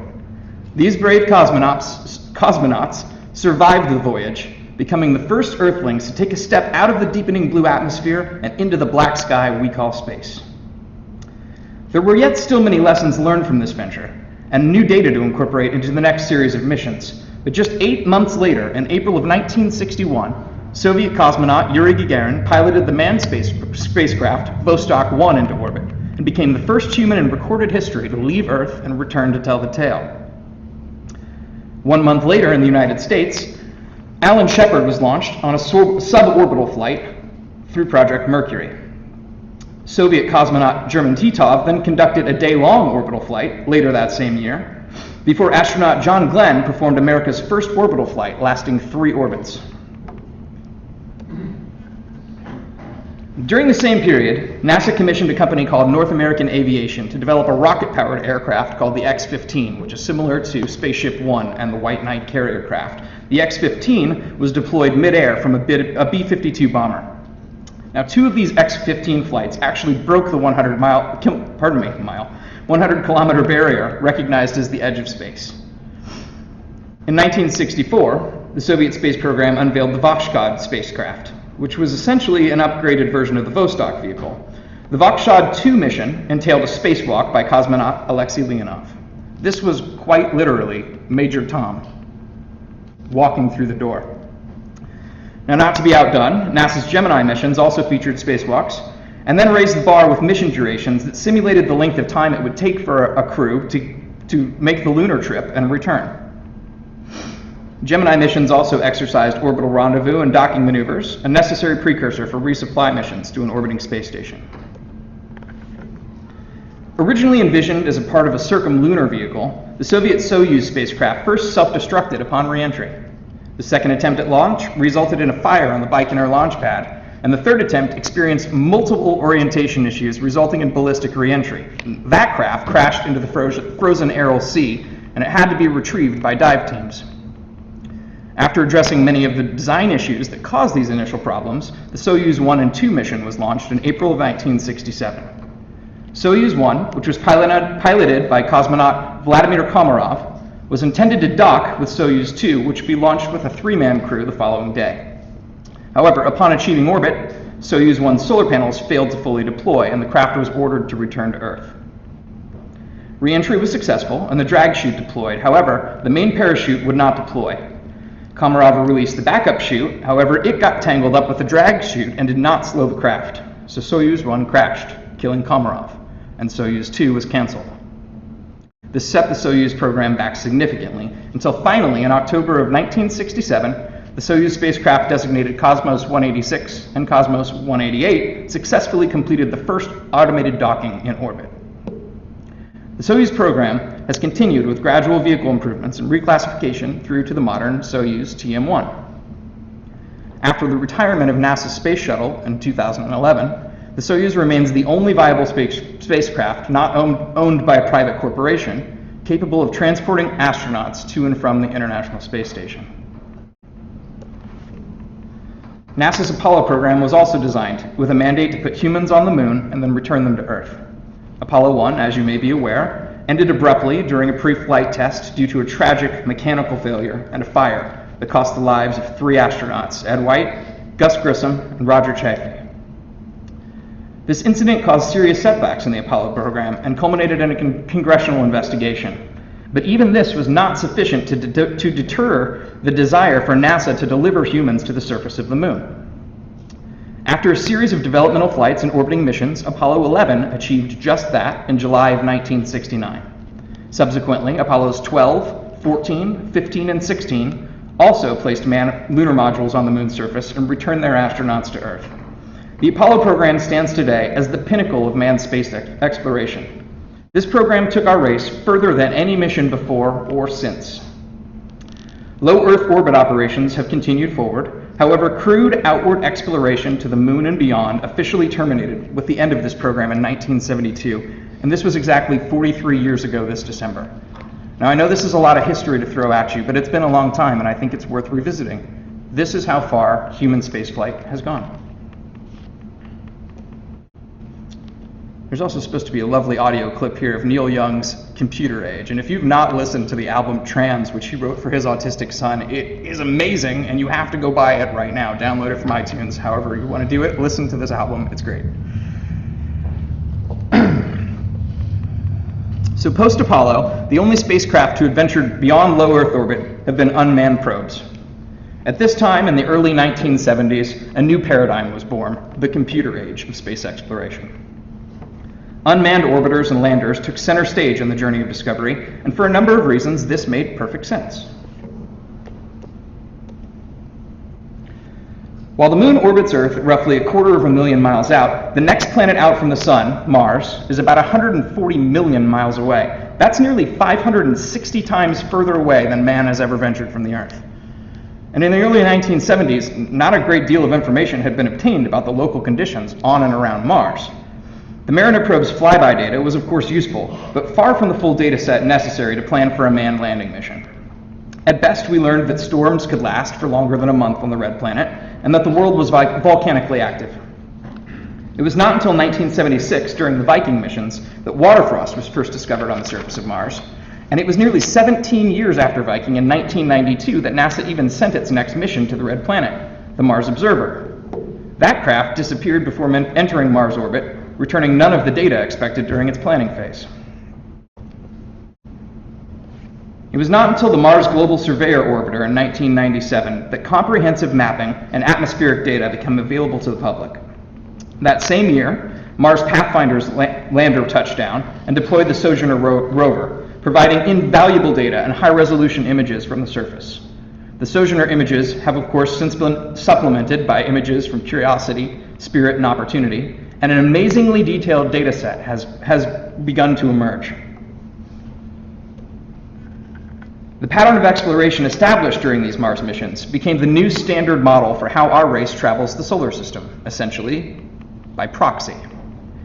As early as 1961, the USSR had launched Venera 1, a flyby probe to study Venus. The next year, the NASA probe Mariner 2 made the same journey, and unlike its Soviet predecessor, it actually functioned and returned data. In 1966, Venera 3 crashed down on the surface of Venus, and it was followed with progressively more successful missions that would eventually see 9 additional landers deployed to Venus just from the USSR alone. The culmination of the Venera program saw Veneras 11 and 12 deposit landing vehicles, and Venera 13 later returned the first color image of the planet's surface. The Venera 14 lander found evidence for seismic activity. NASA sent the Pioneer probes to better study the atmosphere in 1978, and then the Magellan probe in 1990. The ESA deployed the Venus Express Orbiter to map atmospheric changes on the world, and at present, JAXA has the Akatsuki probe, presently awaiting its next orbital insertion opportunity coming up in 2016. But unlike the Apollo program, which after a series of orbiters and landers implemented manned missions to the surface of the moon, neither Venus nor Mars has yet been visited. Now indeed, in the case of Venus, the crushing weight of the atmosphere has made a manned mission seem daunting, if not impossible. However, much of Mars, we've discovered, isn't entirely dissimilar from certain desert environments here on Earth. Since the purpose of this discussion is to hack this present paradigm of robotic exploration and to bring living beings back into the mix, I won't bore you with repetition. Missions like Galileo, Cassini, Voyager, Kepler, they speak for themselves, each in turn describing the beauty and wonder waiting for us in the outer solar system, in interstellar space, and on the other side of the void in between stars. Our orbiters, landers, and Voyager probes were vital steps that needed to be taken in advance of a manned mission. But it is my opinion that the data they have collected will be wasted if not used to plan for just such a mission, a program designed to take us out to be back amongst the stars. And this was supposed to be the most awesome audio clip in all. I don't know if you guys are familiar with Firefly or with Serenity, but it's amazing, and watch it if you haven't already. It's a cultural phenomenon. It's much like Star Wars immerses you in a fully fleshed out universe of real off-world travel, as realistic as it can be portrayed in a television program that I've seen. Take us out to the black. We are not all of us explorers. However, some of us, many here within this room today, there's an innate need to go and see and feel and touch and learn about places we've never been before. This, in my experience, is one of the defining qualities of our race. People from all ethnic backgrounds and from every nation on Earth have this inner calling, and it represents to me not just an interest, but a need. This is the primary reason I look to the stars, because up there in the black is the land of the unknown, and because I have a desire for exploration. There we go. But the desire to explore is not the only reason to go. Aside from the International Space Station, which is tied to Earth for resource renewal, every single human being alive today is here, on the surface of the Earth. We quite literally have all of our eggs in one basket, and it's a pale, blue, fragile basket that is constantly at risk from a variety of dangers. Even if we as a race are able to mitigate the damages we are doing directly to our own environment, even if we solve the climate change issue, the water scarcity issue, war, poverty, we are still at risk from extinction by forces entirely outside of our control. An asteroid impact or a gamma ray burst in our local region of space could render our world uninhabitable. And eventually, as has been mentioned earlier today, our sun will expand to the point where our planet no longer resides in the habitable zone of this system. But in the words of the Ballad of Serenity, burn the land and boil the sea, but you can't take the sky from me. And this is indeed the truth of the matter. While worlds themselves are presently necessary for resource replenishment, we as a race do not need to directly inhabit them. We have the ability to develop world ships, self-sustaining ecosystems that can spread across the galaxy, widening our species' proverbial basket, and exponentially increasing our chances of surviving a man-made, natural, or celestial disaster. We can design vessels so large and abundant that cities, agricultural regions, parks, forests, lakes, and rivers all have a place on board. In a generational vessel, we must design for the crew complement of the entire duration of the voyage, and that number, as we will see shortly, can be calculated using a new formula I'm calling the Morrison equations, but more on that shortly. Assembled here at the second Icarus Interstellar Starship Congress are representatives from all backgrounds, international locale, and varying areas of study. I'll look to the members of projects Icarus, Zeus, Ghost, Bifrost, Helios, and Orion to discuss propulsion methodologies and ship design, not to mention those of you who are doing it on your own, which is just amazing. In this discussion, I would instead like to introduce a design concept I've been working on for Project Persephone, Biotechnological Life Integration and Support Systems, or BLISS. In order to biohack the current paradigm of robotic exploration, we will need to develop living architectures that will function as symbiotic support structures to ensure the survival of our race while traveling the void between stars. As you can see here in this slide, this is a prototype of BLISS module that I've developed that's currently being deployed in the UK for carbon capture purposes, just to test this particular strain. It's not full scale yet. They're designed to be a little bigger, but active research and development at the small scale is usually how I pursue things and then progress from there. Let's see. The first incarnation of the BLISS technologies I've developed tackles two major challenges: the respiration cycle and nutrient production. Humans take in oxygen and exhale carbon dioxide, a process that is directly complemented by photosynthetic plants here on Earth. Now, to mimic this process on a smaller scale, I've chosen a specific strain of algae for use as a biotechnological component within the larger system. This particular strain, in addition to capturing CO2 and producing oxygen, is also directly edible and can further be used as organic fertilizer for terrestrial crops and as food for fish, poultry, and livestock. In a recent article written for the Journal of the British Interplanetary Society, I discussed an established ratio discovered in early biosphere research, Biosphere 3, I believe, wherein 8 cubic meters of chlorella takes in CO2 at the rate one person produces CO2 per day. Additionally, this volume puts out enough oxygen for one person to breathe a day. This 8-to-1 ratio of chlorella to people set the initial design parameters for the Bliss system and represents the first variable to be considered in the proposed Morrison equations. Before I go too much further into this, I want to tell you a little bit more about these modules. You can see that same system actually that you just saw in the other slide here represents two Bliss modules. Like I said before, they're a little smaller than the full-scale version, but they're on their way. A full-scale version would be comprised of 42 full-size modules, and that would be enough to provide 8 cubic meters of chlorella, enough for to close the respiration cycle for one person. One Bliss system, which is 42 of those modules, equals the carbon capture potential of 70 full-grown trees. These are the results that I'm getting back from the lab. A little bit about tree growth here. Full-grown trees is a key term. For the first 5 years, a tree only captures about 8 pounds of carbon per year. From years 6 to 10, about 67 pounds, and on until it gets full-grown. And that can vary by the different types of trees and how long they take to reach maturity. But on average, a full-grown tree captures about 300 pounds of carbon per year. So this is how we come out with our ratio of Bliss systems to trees. Additionally, algae is grown in an aqueous environment, and this allows us to drain the biomass from the fluid volume and to recycle the water back into the system. This allows us to save water as compared to traditional terrestrial crops, or also dairy, which uses a lot of water to produce.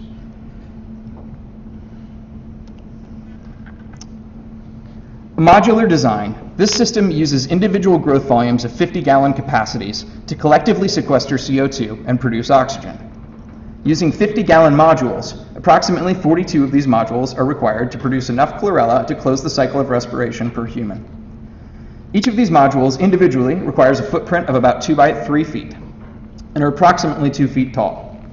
The modules are stackable from floor to ceiling, and assuming a stack of 5 modules per column, the combined system requires a footprint of 54 square feet and stands about 10 feet high per person whose respiration cycle is to be offset. Now, allowing for an initial crew complement of 200 people, and I know that this number has changed presentation to presentation, and I'm not set on 200, but I'm picking a number so that I can establish the variable within the overall formula at large. So, lost my place here. So assuming an initial crew complement of 200 people, the combined system would require 8,400 modules and would display a footprint of 10,800 square feet at 10 feet high. This comes out to a little more than a quarter of an acre footprint to provide perpetual respiration to the entire initial crew. A quarter of an acre on the scale of a world ship is really not that much space. It is here the equation gets a bit more complicated. The next variable to be considered is the distance from Earth to another star, followed immediately by the speed at which the proposed world ship would traverse that distance. For initial consideration, Icarus Interstellar seeks to journey to a relatively nearby star with a radius of 15 to 22 light years. The closest planet believed to possibly support life that we know of today is Kepler 186f, and that's 400 light years away.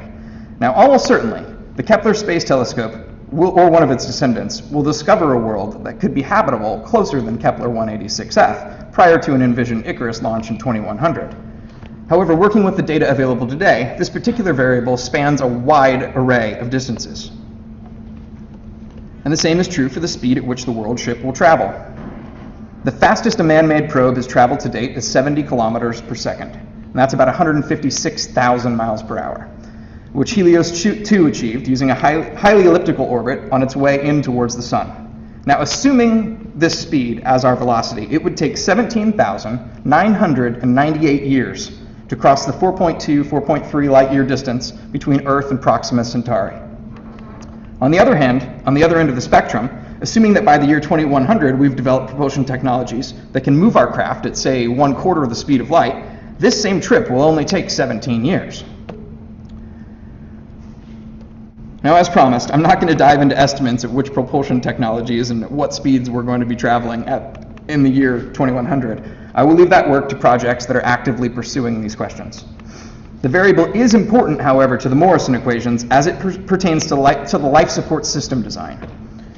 For example, at the speed of Helios 2, a bliss system would require a design capable of sustaining roughly 600 generations of human travelers on the way to Proxima Centauri. Whereas at 1/4 the speed of light, roughly half of a single generation would elapse during that same voyage. So, as you can see, the distance to be traveled and the speed at which we will travel will directly influence the final solution, which is the total number of crew living at any one time to be accounted for during the voyage. We now have the required variables in place to use a set system of equations to predict how many bliss-type life support modules will be required to sustain a generational world ship en route to another star. To conclude this discussion, let's briefly walk through the underlying math.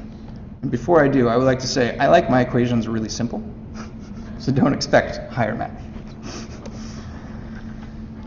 So this is a really, really simple set of equations. It's just two equations in an algorithm, and some assumptions to start off, which we've already talked about in the paper so far. We are assuming the ratio of 8:1 with cubic meters of chloral algae versus one person, and then 42, which is the number of bliss modules required to facilitate respiration for that one person. We're assuming 8,760 is the number of hours in a year, so that I can get all of my variables in line. 30, the number of years in an average generation. Now, what this means is from the birth of a parent to the birth of their child, on average, is about 30 years. And all of these variables can change, which is the beauty of this equation once we further refine the numbers. But for the sake of argument, let's start with 30. We've assumed 100 to be the average lifespan of a human before death. I hope I make it that long.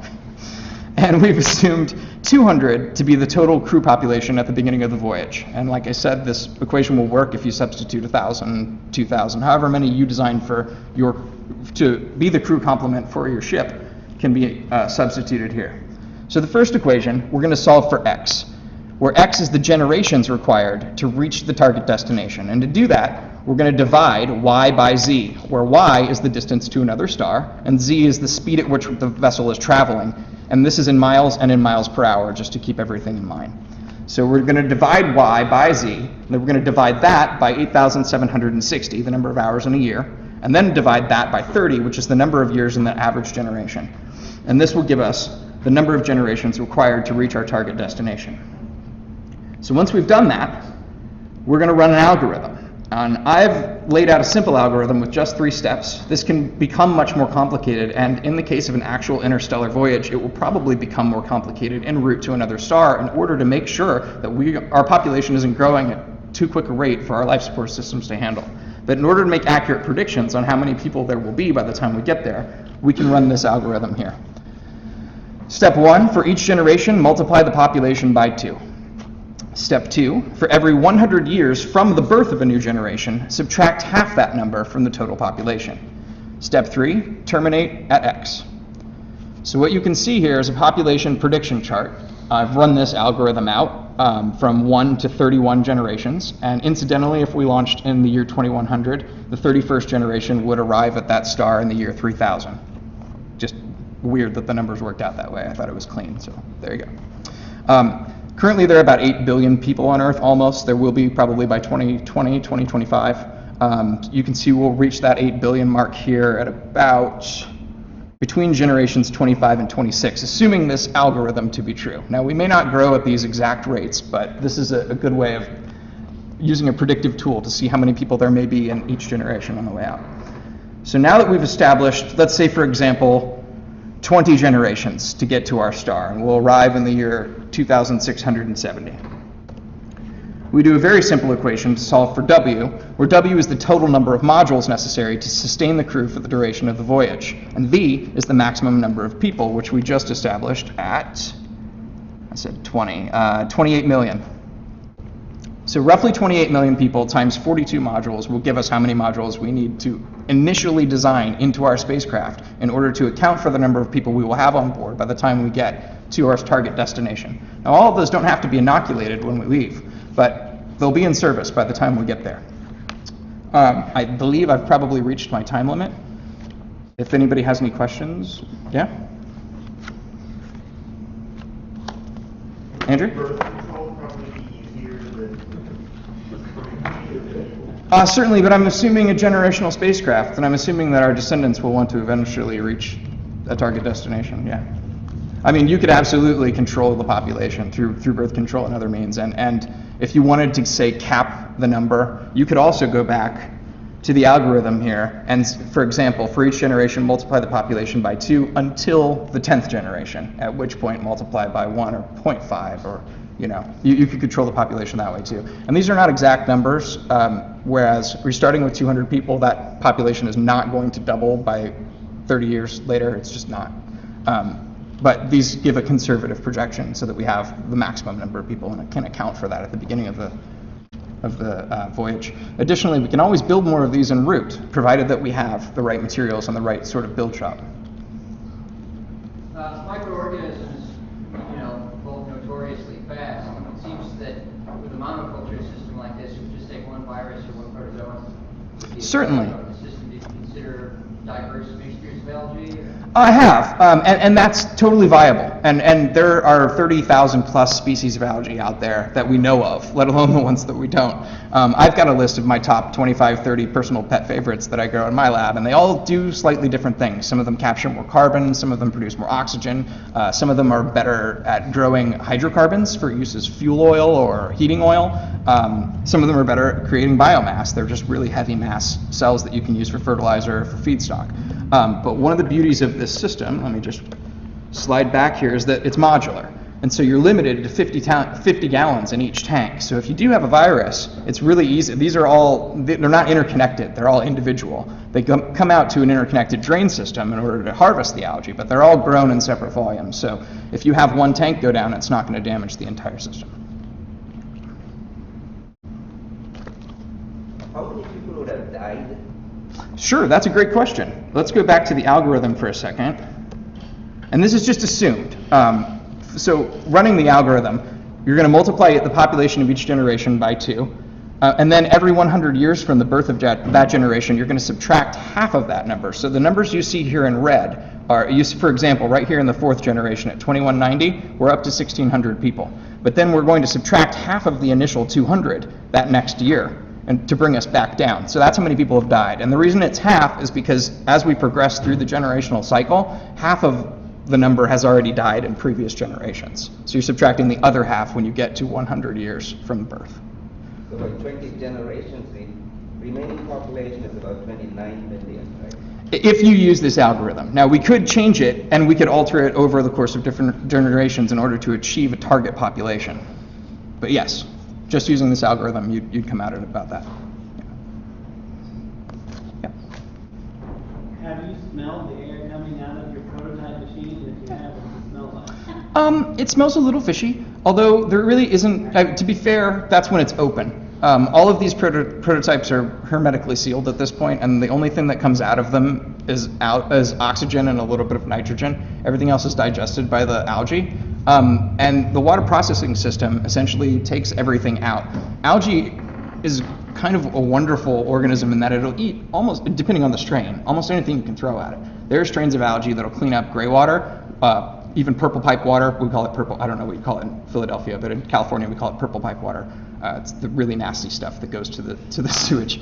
It'll also, some strains of algae will eat heavy metals. So, you know, you can use it for waste reclamation, and then you can use it to produce biomass to then use. But, you know, it doesn't smell too bad, and really I don't necessarily think that it smells fishy as much as fish smell like algae. So you see this is just supplying oxygen to the generational ship and not as something that's just open. No, they wouldn't be open pond environments. These, in fact, are designed modularly so that regardless of the design of the spaceship, I can actually build them along the wall. You show me what design it is. If it's a curved wall and it only goes up 12 feet high, then we can stack modules to hit 12 feet. But wouldn't you gain higher efficiencies with a bigger tank? Certainly, however, then you would run into the same problem of colony collapse when you had a virus. And I think, just in my experimentation and running the research, 50 gallons is about the right point to limit that. So if you've got 42 modules for every one human and 1 or 2 or even 10 of them go down, you're still going to be producing enough oxygen where you're not going to immediately die while you get those down modules back up. Yeah? What do you feed the algae? It's the ideal nutrient solution is made by a scientist called Juilliard, or it was before he passed away. It's called F2 formula, and what it essentially is, it's soil tea. It's like compost tea. If you were to get a bucket of soil and pop a hole in the bottom and pour pure water through it, and that soil hadn't been contaminated with pesticides, the brownish water that comes out that has those nutrients in it is pretty much what the algae wants to eat. And that's why they thrive so well in natural river environments. And these are not marine algae that I'm speaking of. The specific strain is freshwater algae. I grow marine algae as well, but then you have to balance the salt content in the water, and it gets a bit more complicated. So could Good. they be part of a closed ecosystem? Absolutely, I hope that they are. I hope that the algae that's grown is not then just burned and to make electricity with, but then we feed it to fish and livestock and poultry, and we have an ecosystem grow with this at the bottom level, so that we can enjoy these other things on our way. Zach. I'm really interested in the concept, and it's really cool. I'm very curious what you think. We were talking about this in terms of world ships. Yes. But in terms of more contemporary development of manned space exploration, do you think these modules have a role in possibly replacing or supplementing current oxygen reclamation systems on manned spacecraft? I'm just curious because their square footage looks pretty big. It does. And I love it because if one of them goes down, you're okay. Like, you can always replace them, and they reproduce, so you're fine. I'm just curious if you think it has a place in more contemporary manned exploration. I think we'll get there. To frankly answer your question, I think not yet. I think our craft out there now, the space station, and even the previous space station models, and especially the tiny little space station that China's thrown out there, I mean, it's not, the square footage just isn't there to use this kind of system. However, in our next biosphere experiments, I would love to see these implemented. And then that knowledge is going to inform both colonization missions on Mars and into the outer solar system, and then additionally larger craft. And even if we're not talking on the scale of a world ship, some of our interplanetary craft, I think, we could dedicate square footage to this. And with a hermetically sealed environment like this, where everything's all closed up inside, you don't necessarily need gravity. You inject air to keep the algae moving around the light source, that it doesn't all clump up in one area. But that happens whether or not there's gravity or not. It'll still push it through that cycle. So you could have a craft where you have a crewed vessel, and then you separately have the respiration vessel where it doesn't need to be spun. Does that answer your question? Yeah, absolutely. Yep. What is the average longevity of one of these modules? Sure. I actually still have one growing. I have a lot of these growing. One of them I started in 2009, and it's still growing. That one happens to be in my garage, right outside the back door, because I love it dearly. But no, it's been growing perpetually since 2009. As long as you keep the colony healthy, you provide the right amount of light, the right amount of nutrient solution, and enough CO2, these things will go forever.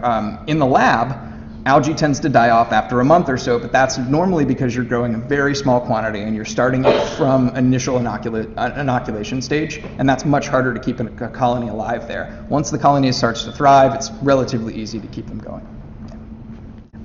You mentioned you were hoping people wouldn't just burn the algae, but I had a question. You mentioned using algae for purification, some of them to clean out heavy metals.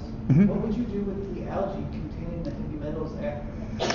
Bury it, and that may become challenging on a world ship, but the world ships that I'm envisioning are large enough, like I said, for agricultural regions, for parks, for river systems, for lakes, and I really think that if we could get this stuff to the outer level, the algae that contained the heavier metals within the biomass could actually work to double up on our external hull shielding, preventing things that heavy metals can block from getting through. You had a question? Oh, sorry, it's Biological Life Integration and Support Systems. I want to get life back up there on these spaceships. How much do they weigh? They weigh about 50 gallons of water, weighs about 415 pounds, give or take. The equipment outside of that doesn't weigh much. The frame structure and the skin is all made of aluminum, which is fairly lightweight. So I would say per module, not when it's fully full, not any more than 450 pounds.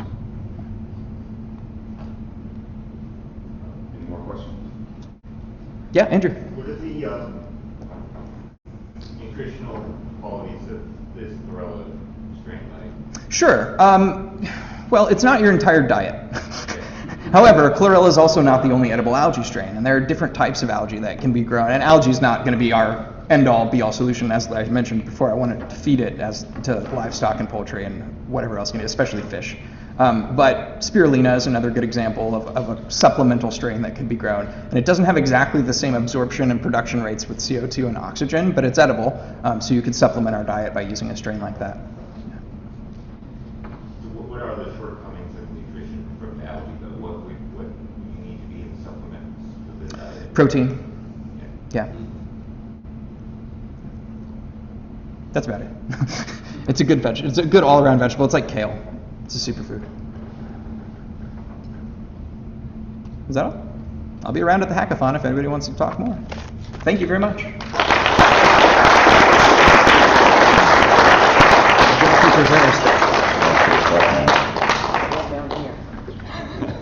Of course it is. Lost to all mankind. Here, I'll put it there.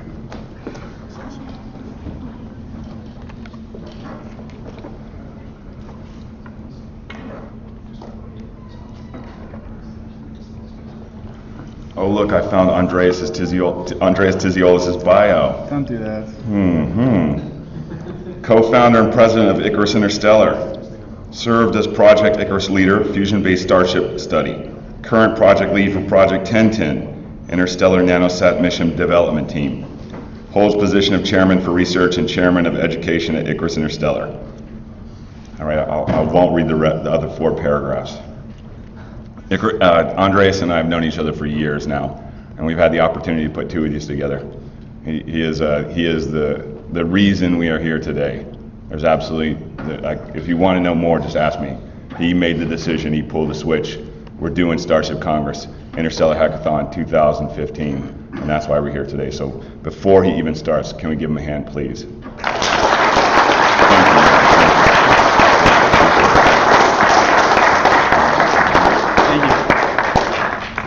Thank you, everyone.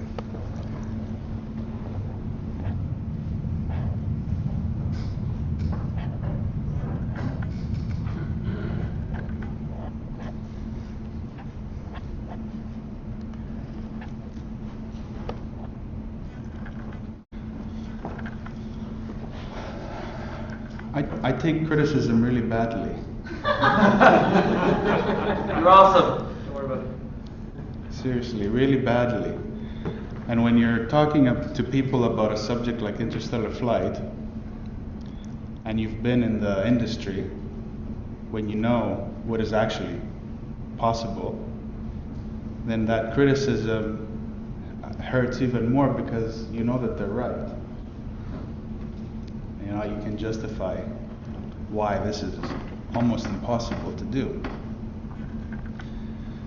But it's also necessary, right? So inside there's this fight between reason and ambition and duty versus, you know, what you can make do in your day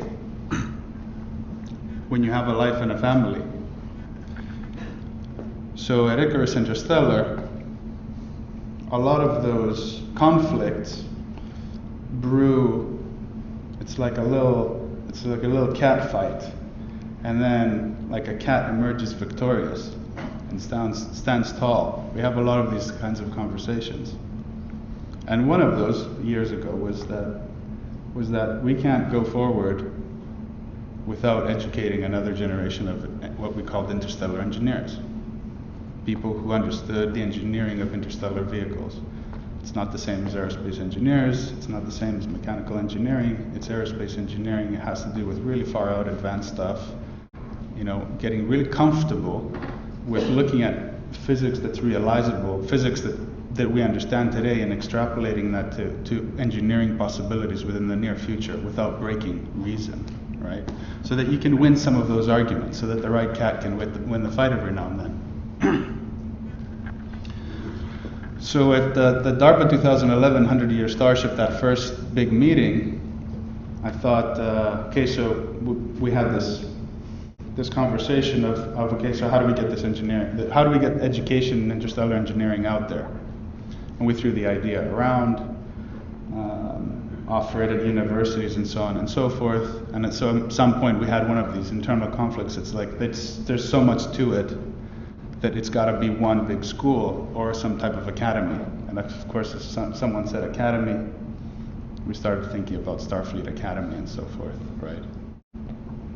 So since we're already, almost enacting a self-fulfilling prophecy by doing this kinds of research, then why don't we actually fulfill the that prophecy ourselves? So I wrote this paper with some colleagues called a Starflight Academy, and I was going to present it at DARPA 2011. And I did it because of this guy, this guy that doesn't have much of a future. There was a person in the department store the other day. I don't know how this stuff happens to me.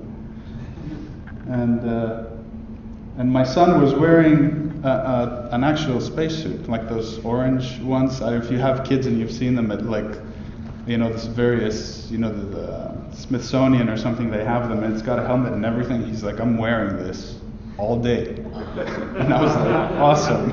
You're 5, I want to wear it too, but you can wear it. And this lady saw him and she said, oh my God, he's so cute. And then she just dropped and said, she says, it's such a pity that there are no astronauts anymore. And I was like, if you knew that was like, that catfight started again. That was like criticism just directing towards me. And he goes home and he goes, Daddy, I want to sit outside for a little bit. And I sent that picture to Mike, actually. I said, look at what my kid's doing. He's like driving me crazy. And he puts his helmet by the lawn, and he sits back in the grass and he stares up at the sky. And I just left him there, and I was like taking pictures and like a daddies would do. And that's when I changed the title of my talk. To I gotta come back to this topic of the Starflight Academy and see where we are. And I thought, we gotta visualize this, okay? So in project management and stuff like that, you ask a question, how do you visualize success? So you don't get lost, because when you try to manage a big multi-tiered project, you get lost in the details. So you ask this question, how do you visualize success? And I was like, I visualize success like Starflight Academy. I'm not visualizing success any other way other than what that ideal was bred into us, over those years of watching all that sci-fi. Because why not? And let's see where we go from there. And the vision can change, but that's where I'm going to start from. And I thought, if we're going to do this realistically, then the people who are going into Starflight Academy, we have 1,000 kids enrolled, students, okay? And they have to get jobs. So there's got to be an industry to support those kinds of expertise. So the considerations here are what kinds of expertise are desirable in the workplace in the far-off case where their actual job isn't to build a starship, which is fairly likely. Just like so many astrophysicists and engineers today graduate with a vision of working for NASA, but NASA can't employ all of them, can they? Nor can the European Space Agency, nor can all of the national space agencies.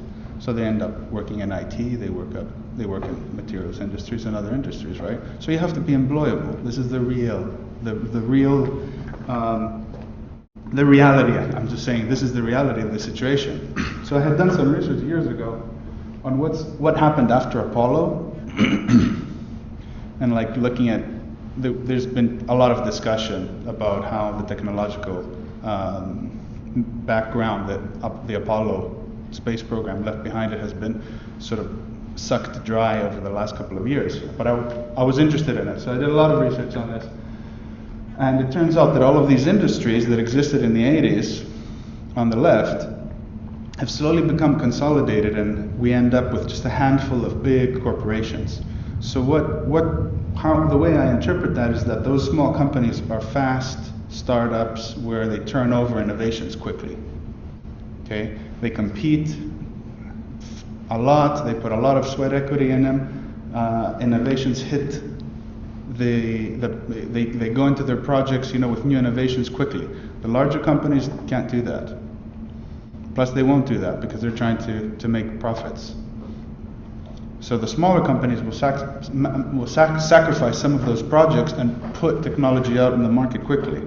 The same thing, funnily enough, is happening in Europe.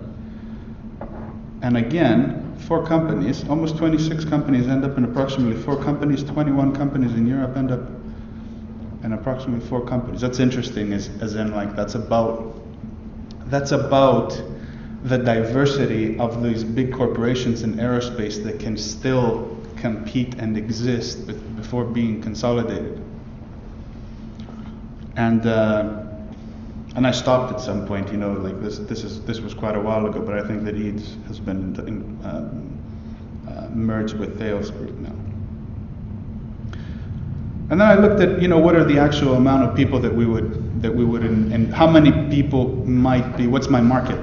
If I'm looking at this as a business, an educational business, it's got to make money to fund the research, to do better education, to have Starship,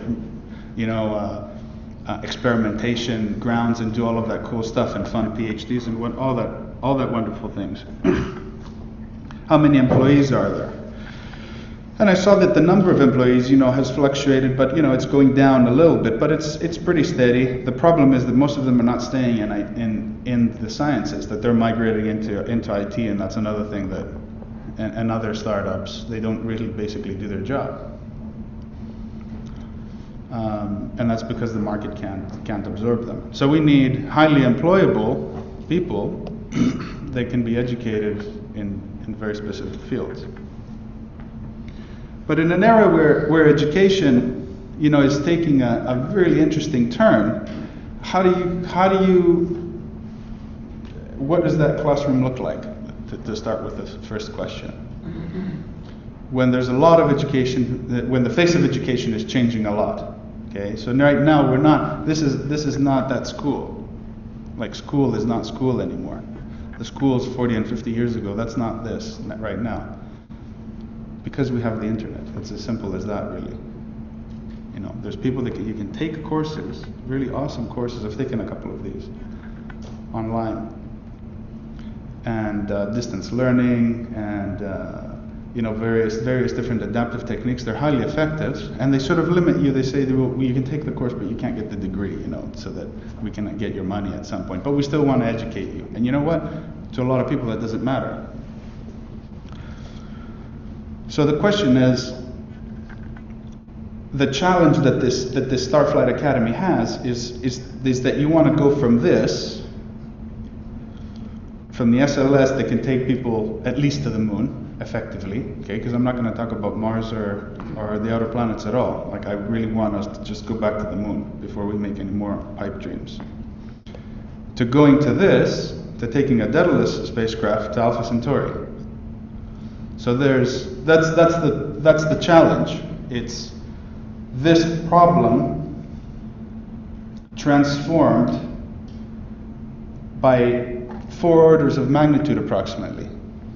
The overall energy and material advances, I have the spreadsheet, which I've been trying to find, it's been annoying me, that says how much harder, how much hotter, how much faster, how much more energy, how much more efficiency, what I have to need from what I have what I have achieved right now to what I need in order to make it to Alpha Centauri. And it's around 30 to 40,000 times better performance than what I have today. I need 30 to 40 times better, 30 to 40,000 times better performance.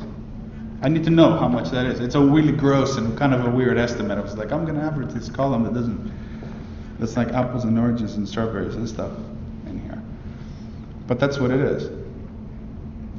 But the interesting thing is that we've done stuff like this before.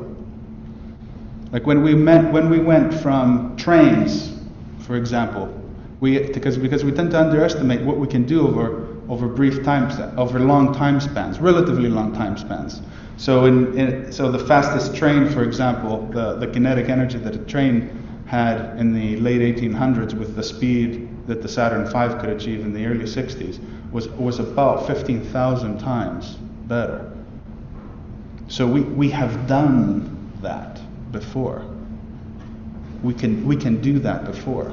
We're talking with Dave Weiss about the production of titanium, how much titanium was produced annually on the surface of the planet in the 20s and the 30s versus in the 90s and the 2000s. And it's like hundreds of thousand times more. Do you know titanium used to be called unobtainium? That's where they got that in the Avatar. It was actually called unobtainium. There was people that said there's no way you can mass produce it. It's just too complicated a metal to try to extract. And one of these little startups figured it out, and they're like, titanium on tap. And then they're like, titanium! Okay, let's make everything out of titanium. No problem anymore. Technological barriers overcome. If you're wondering where Alpha Centauri was, those were those slides that I couldn't find, so I just spoke them out to you. If you're wondering where Alpha Centauri is, it's if you're in the equator, it's 60 degrees south. So it's further away. When I'm in Alaska, I'm like further from everyone else. But there's another issue with the Starflight Academy. It's like you gotta want to do it. You have to want to do this degree to say that there is a population of graduates that are interested in building a starship, that are fueling sort of this desire, this global culture of wanting to back up our civilization and just explore the rest of the universe. So when I recently stopped teaching, but when I taught at universities, I always use them as guinea pigs, as we always do when we teach. Come now. And I asked them stuff like, so where do you want to go? If you could go anywhere in the solar system, where would you want to go? And they're like, well, there's nothing to do what? Like, what to go where and to do what? That's kind of like this apathy. I got this apathy a lot. I got it a lot. And I was like, what? You brats. You brats, you're going to Mars whether you like it or not.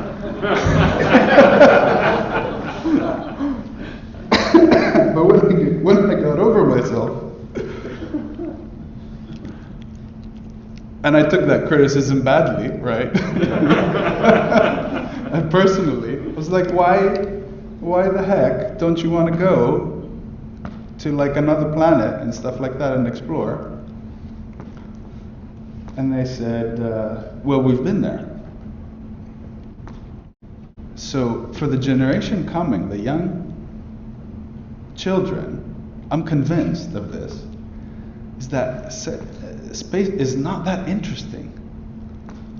Because this generation made the decision to go and decided to abandon it. Essentially, right? Essentially, it's abandoned. And they've done this with me before, and I want to kind of communicate with Ralph here a little bit. But they've been like, okay, Moon, they went, they didn't find anything, they can go back. I was like, oh, actually, we can't go back. And I was about to tell them the story about Saturn, just subcontractors not existing anymore, and all that stuff. And they're like, we can't go back. It was enough. I don't need to know more about the why you can't go back. You don't have the right engine, fine, daddy, just. We've been to Mars, we've been to Venus, we've been to Mercury, yeah, we've been, asteroids are just rocks, there's been to Jupiter, they've been to Saturn. Has everyone been to Saturn? Saturn is beautiful. Yeah, we have Cassini, we've been to Saturn, they just move on. Uranus is just a gas giant. Which one is Uranus? It's the one I always, and Neptune's, they look the same to them. And Pluto, why did they mold Pluto? And they're like, well, there's a mission going to it. They're like, that's been done too.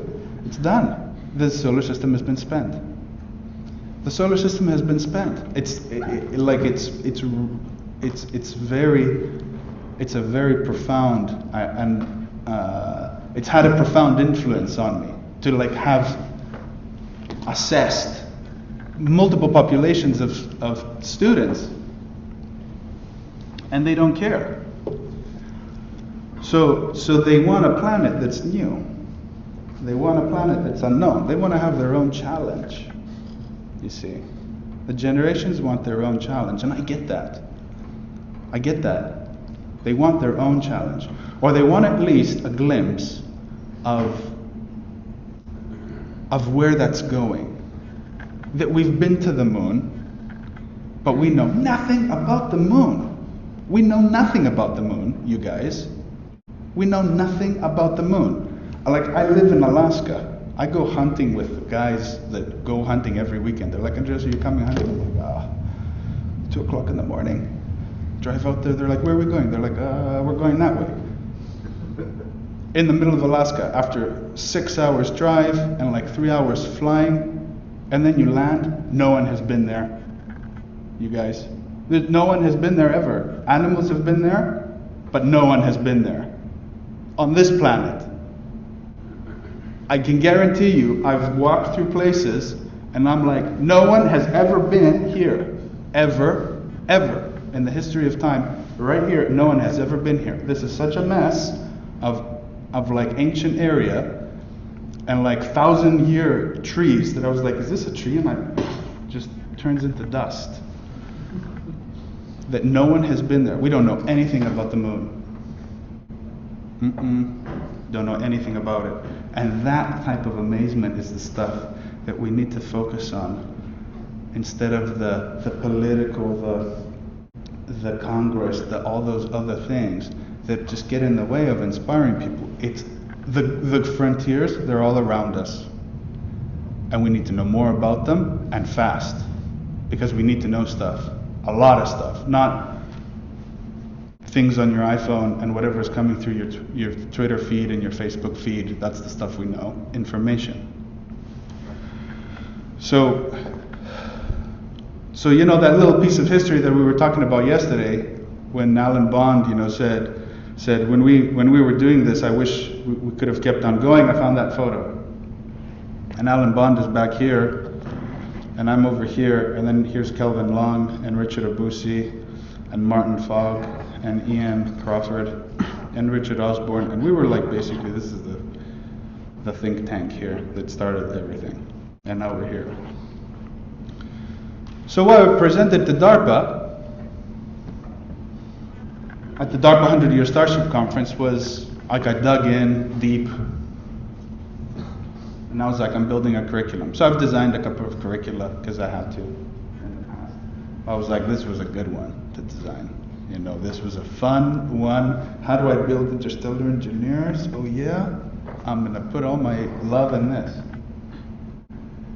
And this was the outline of the curriculum. And I was like, I don't know how many years it's gonna take in the paper, like I'll share it with you guys later, but for every one of these there's an actual, this is the name of the course, but there's a breakdown of the curriculum of the things that they would learn throughout the course. And I was like, we've got everything here. And at the end, we make them do some really far out, game-changing spacecraft mission design, like you do when you do a master's degree or a PhD. You present a thesis that hasn't been done before, right? You make a contribution to science. So let's create a school that makes contributions to science, that makes contributions to interstellar exploration. Every year, we generate these amazing ideas. How many amazing ideas did we figure out today? Imagine if this was, you had to graduate and everyone's like presenting papers, and it's just that awesome, like more information, more exploration, more research, more development, until everyone's sick and tired of research, and let's bend metal, let's build spaceships, let's send probes, let's get stuff, let's get people where like we can't hold them back anymore. Because they want it so much, because they own it. Because you haven't been to Mars, Dad, like I've been to Mars. You don't know nothing about it. You guys didn't go even to the moon. Your generation was the generation before you. You won't all believe what stuff we do on the moon. The parties and stuff that's something else. But when I read this, because I told you I wrote this in 2011, I was like, who is this person that wrote this stuff? Because in the text and everything that I was reading, I was like, dude, this sounds so militaristic and like the axis of evil, almost interstellar soldiers. And I couldn't help remembering what Mike and Rachel were saying yesterday at the hackathon, that like, dude, there's too much engineering in this, and there's not enough philosophy, and there's not enough human thought. Are you going to create a bunch of robots that have been designed and programmed in this particular way of thinking through this educational program and send them off and expect them to all be super enthusiastic, or are they marching in line? Is it a machine that produces a certain type of degree? Or is it an aspiration? Is it an academy of thought more than just a school or just a degree? And you know, to be honest, I was so messed up last night. I put my I put my head down. It's like 3 o'clock in the morning. I put my head down. I haven't slept in 5 days. And I wake up and I'm like, 7:30. I gotta go to the conference. I hate my presentation. I hate it. It's not gonna happen. I'm not giving this presentation. And I wasn't gonna tell you all this. But I was like, I'm not giving this presentation. That's why I've been like really bad at like keeping my head down. And I was like, so what do we want? Do we want happy graduates of the Interstellar? Do you know what I mean? And I was like after I slept, finally, I had some clarity. I was like, so if I don't want soldiers,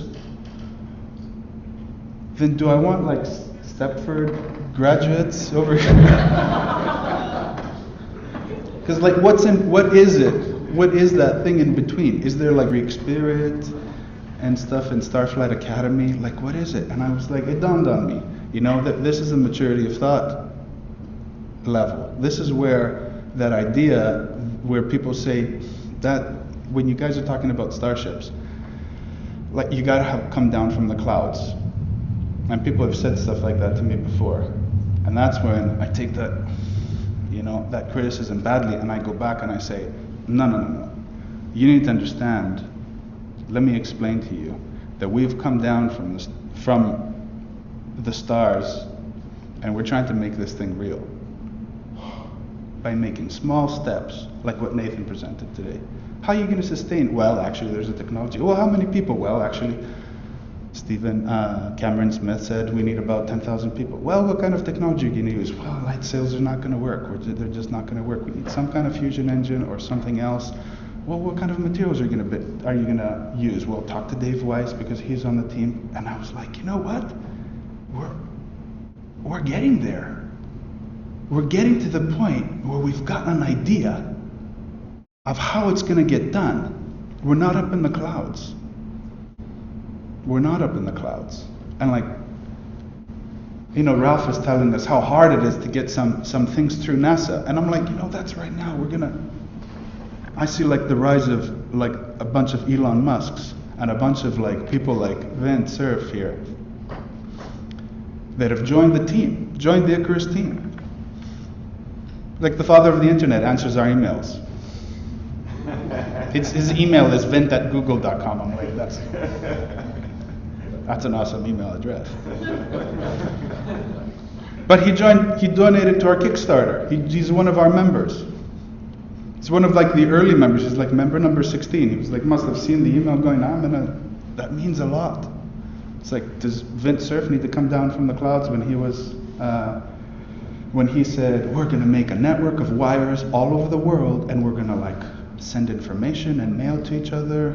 And you know, DARPA didn't say that has military applications, but it's also kind of awesome. So like, why don't you go ahead and do it? How many clouds do we have to come down to before we actually make some progress on things? And of course he has another persona as well. and other people have commented on this. He is actually the architect. He's modeled. They used him to model the architect. And there's a lot of good stuff that you can learn, that you can pick up for people to make steps. Okay, so I was just like seeing how much things are already there. You know, you can enroll now, and I was like, is this the vision? Is this a vision that we can share, that we can stand behind, that says this is Starflight, it's all online or something? I'm like trying to experiment with some models here. Is it all online? Like, would I even go to college if it was all? I would not have gone to college, to be honest, if it was all online, because I needed to get away from home. And my parents love me and everything. There's no problem, right? But I had some people. Sometimes you're like, I need to do this. I need to do this for myself. So how do you empower someone to like? How do you build this system that's desirable? I'm just exploring all the different aspects of them. And I've recently found myself coming back to this model of this self-taught, self-created school of thought that's like so proliferated our community and our society today, with the maker spaces and the hacker spaces that have started up. And Icarus started a makerspace in Anchorage. So we run the Anchorage makerspace. It's awesome. It's awesome. It's so awesome. Like, I left the university and I basically made 2 steps, and I was like, I need some kind of university setting where people learn stuff, because I can't not have that in my life.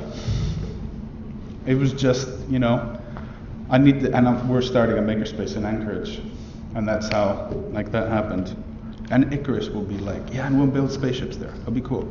That was the idea. So we put a thing together.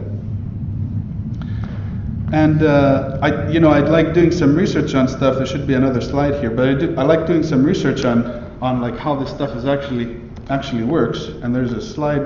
There should be a text here that didn't come through of how do makerspaces work? How do people transform stuff into makerspaces? I do a lot of thinking about organizations and like the longevity of Icarus and the longevity of interstellar flight, and study how churches, are successful and so on and so forth. And there's this there's this crazy thing here. This woman, Lauren Smedley, she was called the library killer. And that's crazy. This is one of the first articles that I read. She's called the library killer because she started a makerspace at a library. Lauren Smedley started the first makerspace ever in a library. And I was searching, for how did you start the first makerspace in your city and your first sort of thing. And I stopped, and I've talked to her, a little bit. She's she's a great sport, and that's not. She's not called the library killer anymore. Although some people that know call her that still. It's interesting. But where that rings true is that this is something that made sense, but that there were strong opponents to this. That's what I took away. I was like, Starflight Academy, where we're going to train people in like really interesting stuff that's going to make them successful in their life, now, regardless of whether or not they work on a spacecraft, might be something undesirable. Might be undesirable. The university killer, or the degree killer, or what does that mean? But that hasn't stopped the evolution of these kinds of places, right? Like, makerspaces are thriving everywhere. They're building cool tech. Icarus donated to pledged to this Kickstarter that was the ChipSats, a couple of years ago, and we had a beacon that was going Icarus up there apparently, until it burnt into the atmosphere about a month later, but it flew. That was kind of cool. And ever since I was like, now that we set up the makerspace there, I've been trying to get, because there's a lot of organization obviously that goes with it. I've been using it as kind of like a microcosm to explore how this big Starfleet Academy thing can go, because there's all this diverse population there. And Anchorage is kind of like, you can imagine, it's kind of like a hardy area where people people really like the stuff that they like. You know, they're not really into space exploration. I haven't found that contingency of people there to really pursue that. So that's interesting too, you know, like take a diverse group of people, and how many of them can you convince that this is awesome and you can do it? And they like the fact that they're a part of Icarus Interstellar, but they don't particularly want to do a lot of spacecraft stuff, but they didn't at the beginning. This is the thing.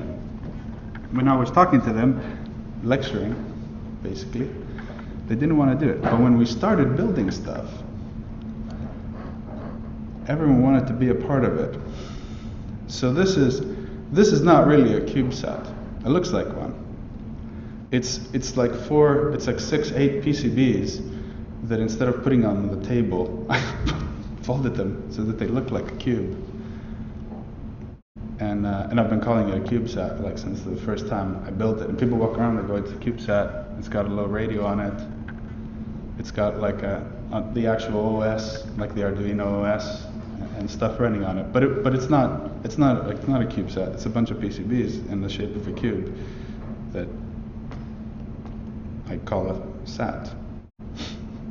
And that's enough to get some people excited. But in order to do it, and this is where the reality kicks in, but in order to do it more effectively, I needed to build some frames.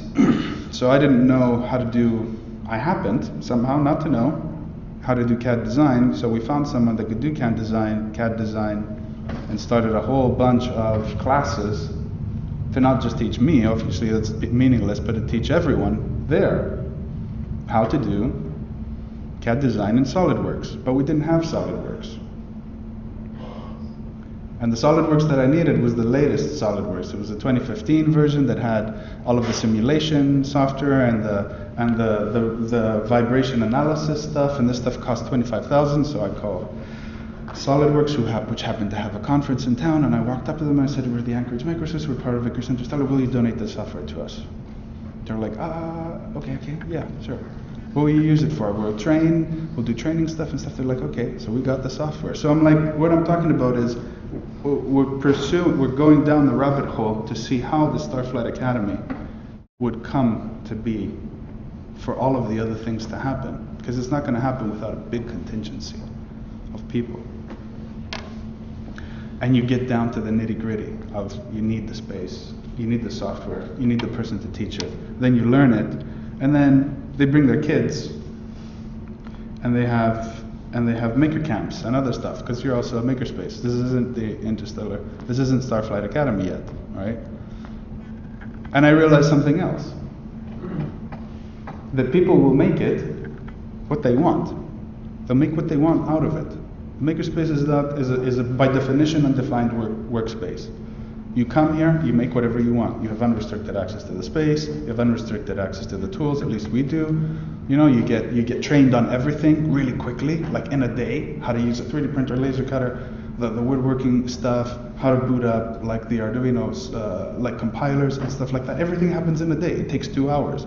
And they come in and they're like, dude, I know everything. In like 2 hours, I learned everything. They showed me how to do everything in 2 hours. I know how to rapid prototype anything. And that's what I've come to call asymmetrical education, to bring it back out. Because the kinds of stuff that people want to do, like here they were having a LAN party, because that's what they wanted to do. They wanted to have a LAN party. But there were a couple of people that I pulled aside and I was like, how many graphics cards do you have on your PC? And he goes, I've got 2, man. They're 2 brand new NVIDIA graphics cards. I was like, have you ever played with CUDA before? For whoever knows, it's like parallel processing using video card processors, which just do like super awesome floating point calculations. And I have this this piece of software that does atmospheric modeling that needs parallel processors. So some of these guys were playing in the LAN, and there was like 4 people on the side that were learning how to write CUDA code. I didn't know anything about it, but they were like, I was just sort of directing them on what to do. And I remember this interaction where one of the guys came up and he says, what are you guys doing? You guys like actually doing some work, something here? Because it's like black screen with green text, and they're like, dude, that is cool looking, more cool than playing a video game.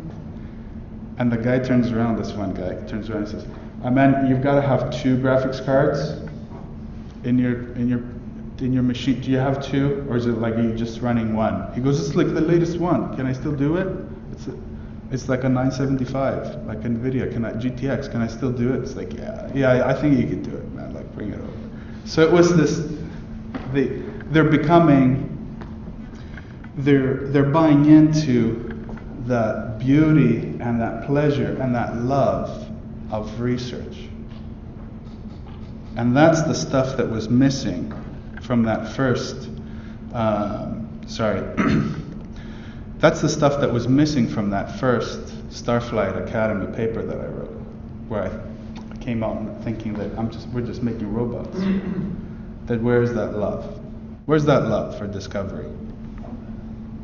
And although I was saying earlier that the people there, didn't really like space stuff, they liked playing around with the CubeSats.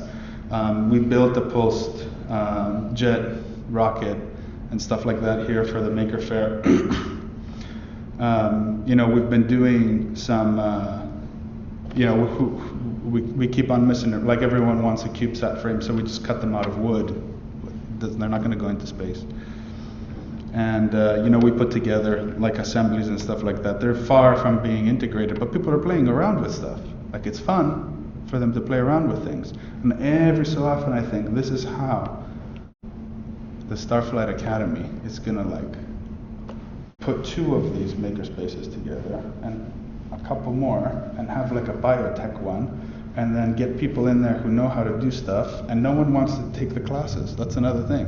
People come in after the class is finished and ask someone who took it, so what did you learn? It's just like, oh, well, basically, and he gives them like a 4-minute tutorial. He goes, dude, that's perfect. It's like, you just saved the guy an hour from attending the lecture. And because it's a makerspace, they're like, there's no attendance, there's no stuff like that. Everyone is into this idea.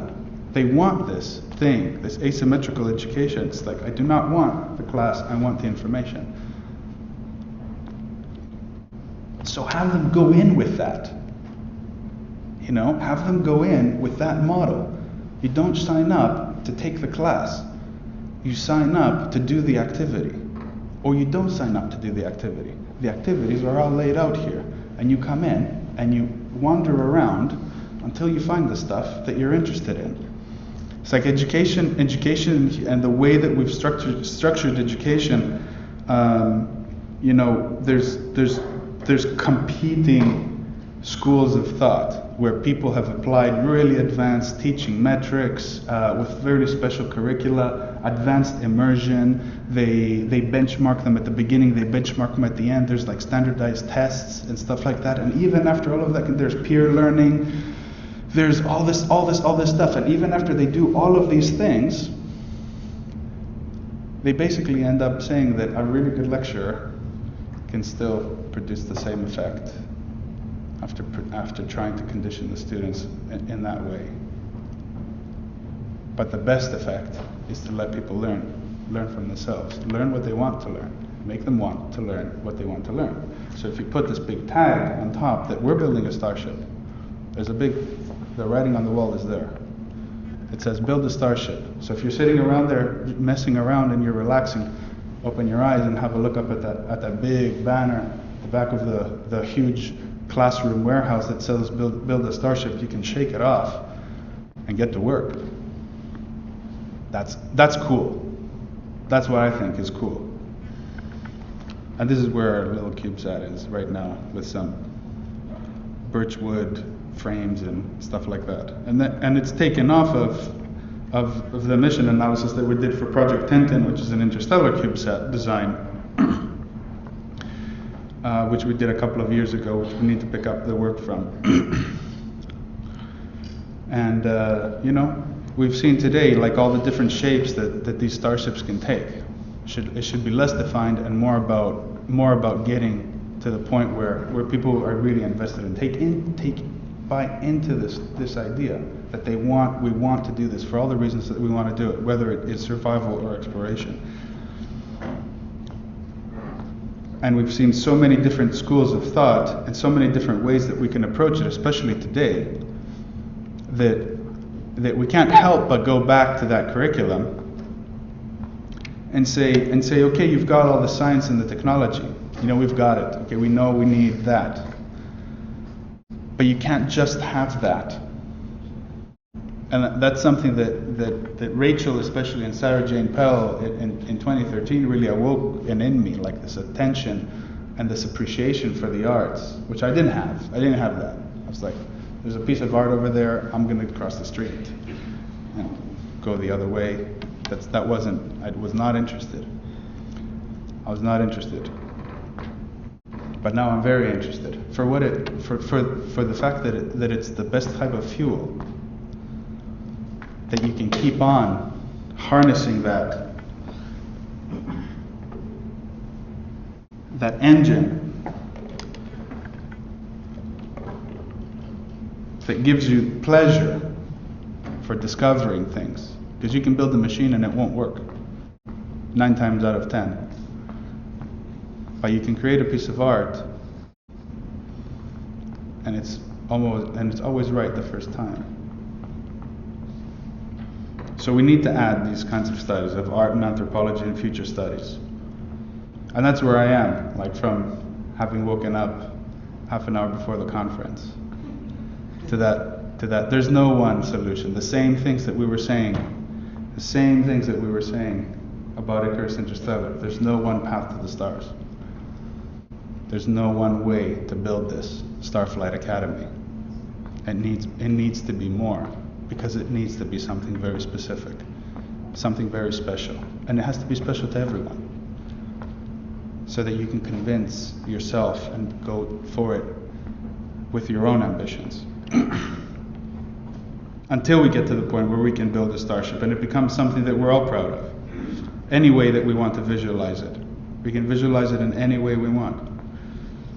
Anyway, this is Sarah Jane Pell, you know, which was very tellingly, you know, gives an almost Icarus-like wings underwater, just trying to imagine what it's like to be in space. And something that I'll never forget when I was researching how would we bring about this interstellar era. In order for these things like the Starflight Academy and stuff to make sense, okay? Like we can pop things out here and there, but is there like maybe this is the fire, right? The kindling for the fire that starts it all. So I look back at how it was done in the first place, and it's an interesting story, okay? And I know I've gone off by like 20 minutes here, but this is an interesting story. So there's this guy called Lloyd Berkner, and this guy Van Allen is really into rocketry, and he wants to do atmospheric sounding in the ionosphere by sending these rockets, but he's got to go around the planet, and he can't go to South Africa, he can't go to Australia, he can't go to the middle of Europe, he can't go to Russia and China and launch these rockets where he needs data, because he was launching rockets up into space, and people were scared. They're like, you cannot come to my country and launch rockets around. So he had this problem. And Sidney Chapman was the mathematician, which was basically saying, you need to do those experiments with those rockets that you got, and I'll be able to figure out the model. We'll put it in this mathematical model, and we'll figure out how this ionosphere works, if there even exists an ionosphere. But they thought that it existed. Maybe it doesn't. We don't know. We need to do the experiment. And this guy Berkner comes around and he says, this is very of great interest to me. So they go over to Van Allen's house. It's like this townhouse outside of New York, goes the story. And they sit down and they go, okay, so I got this idea, okay? In 1902, there was this national polar year. It was this year that they said we're going to explore the Arctic. The whole world will explore the Arctic, okay? It's the polar exploration year, and I forget exactly what it was called right now.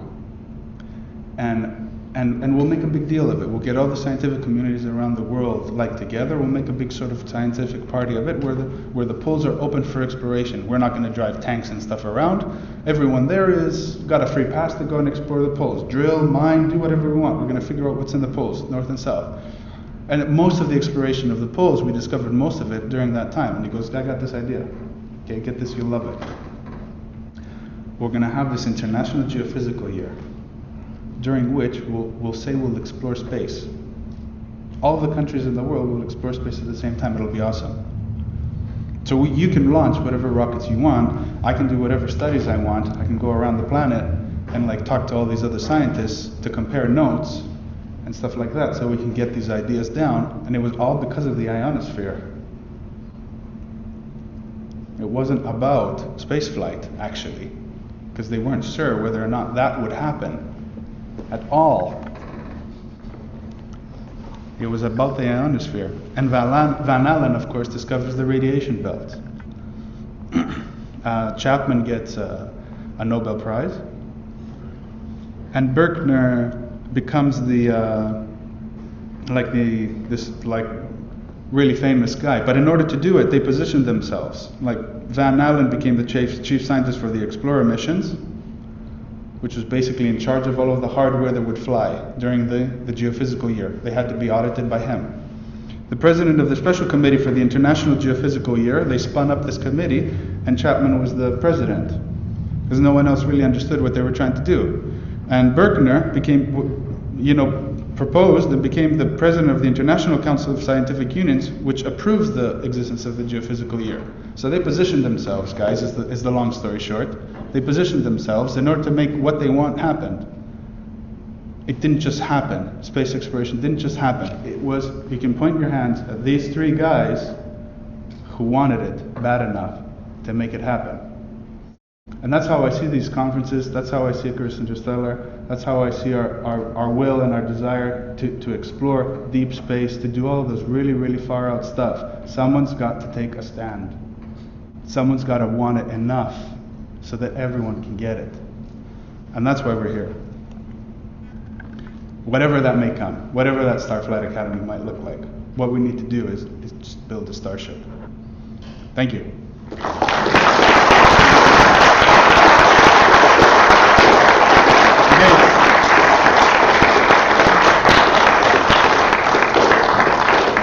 So we got to give credit to Ajmal Youssef, my God, yes. Man. I mean, no, we have not mentioned your name this entire time.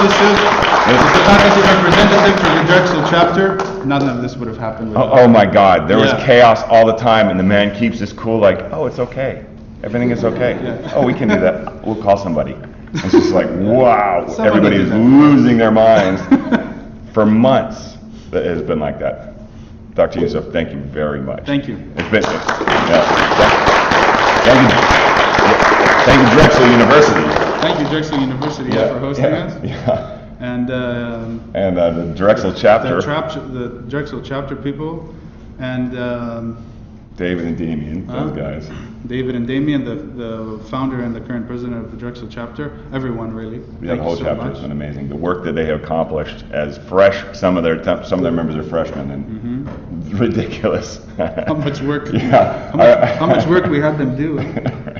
Is this on? I mean, I never, when I was 21 or 19, I was just getting out of comic books, honestly. So they're way ahead of the curve. No one was asking you to do cool stuff, interesting things, though, were they? No. Yeah. Yeah, so. So, what I would like to do before we go upstairs to the hackathon is to get a picture of the attendees. And it's unfortunate that Ralph left, huh? He did. He had to take off. Yeah, Ralph McNutt. So if you all would like to come up on the stage, That's a and great we'll take idea. a photo of all of the attendees. We have a really beautiful photo from 2013. Everyone is a part of this conference, so please come up, and we'll line up somehow, make a mess of everything here. Yeah. This is a stretch opportunity. You probably have a less flexible schedule than I do, so just send me an invite. Really?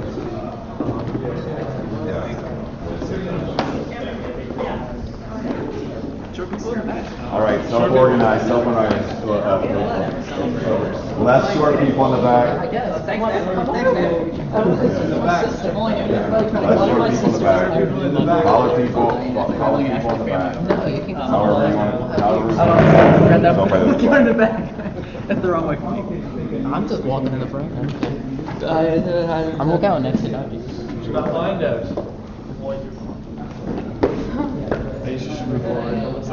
Where? You were about a head taller than most of us. Keep coming. A head shorter than most of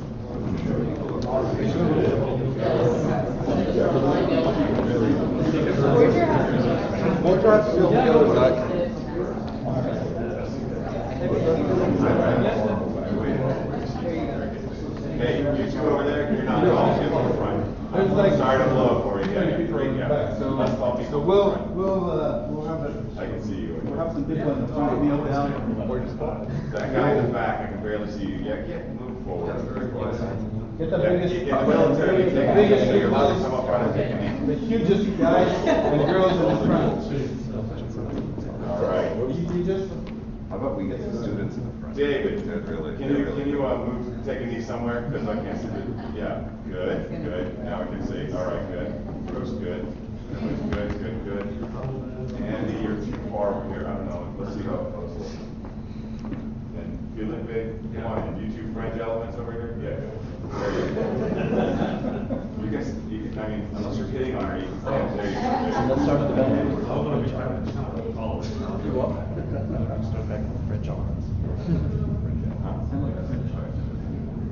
Oh, wow.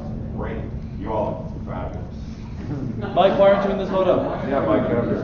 Mike's coming right here. Mike has to lie down across me. He's that one. He has that right.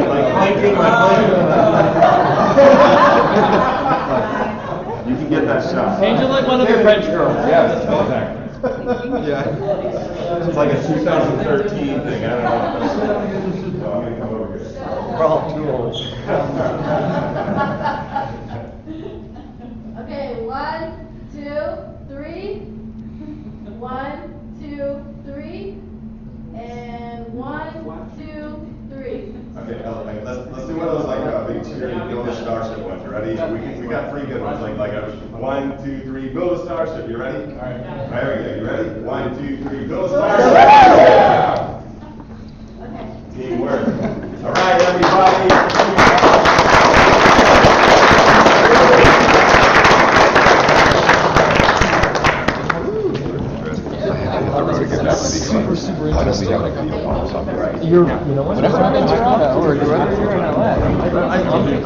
So we're going down to the atrium now, right?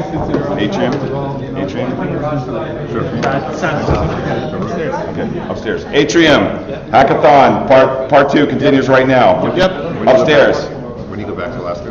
Tomorrow. So, yeah, I got the right. Always a pleasure. It is. I don't know when I'll see you in Key West. I know that's what's going to we'll probably see you on time. Is the streaming over? Yes. Okay, great. Right. That's yours, right? The style? Yes. Okay. I was down there, we're talking, and he's like, where's the, yeah, you can actually sit on the roof.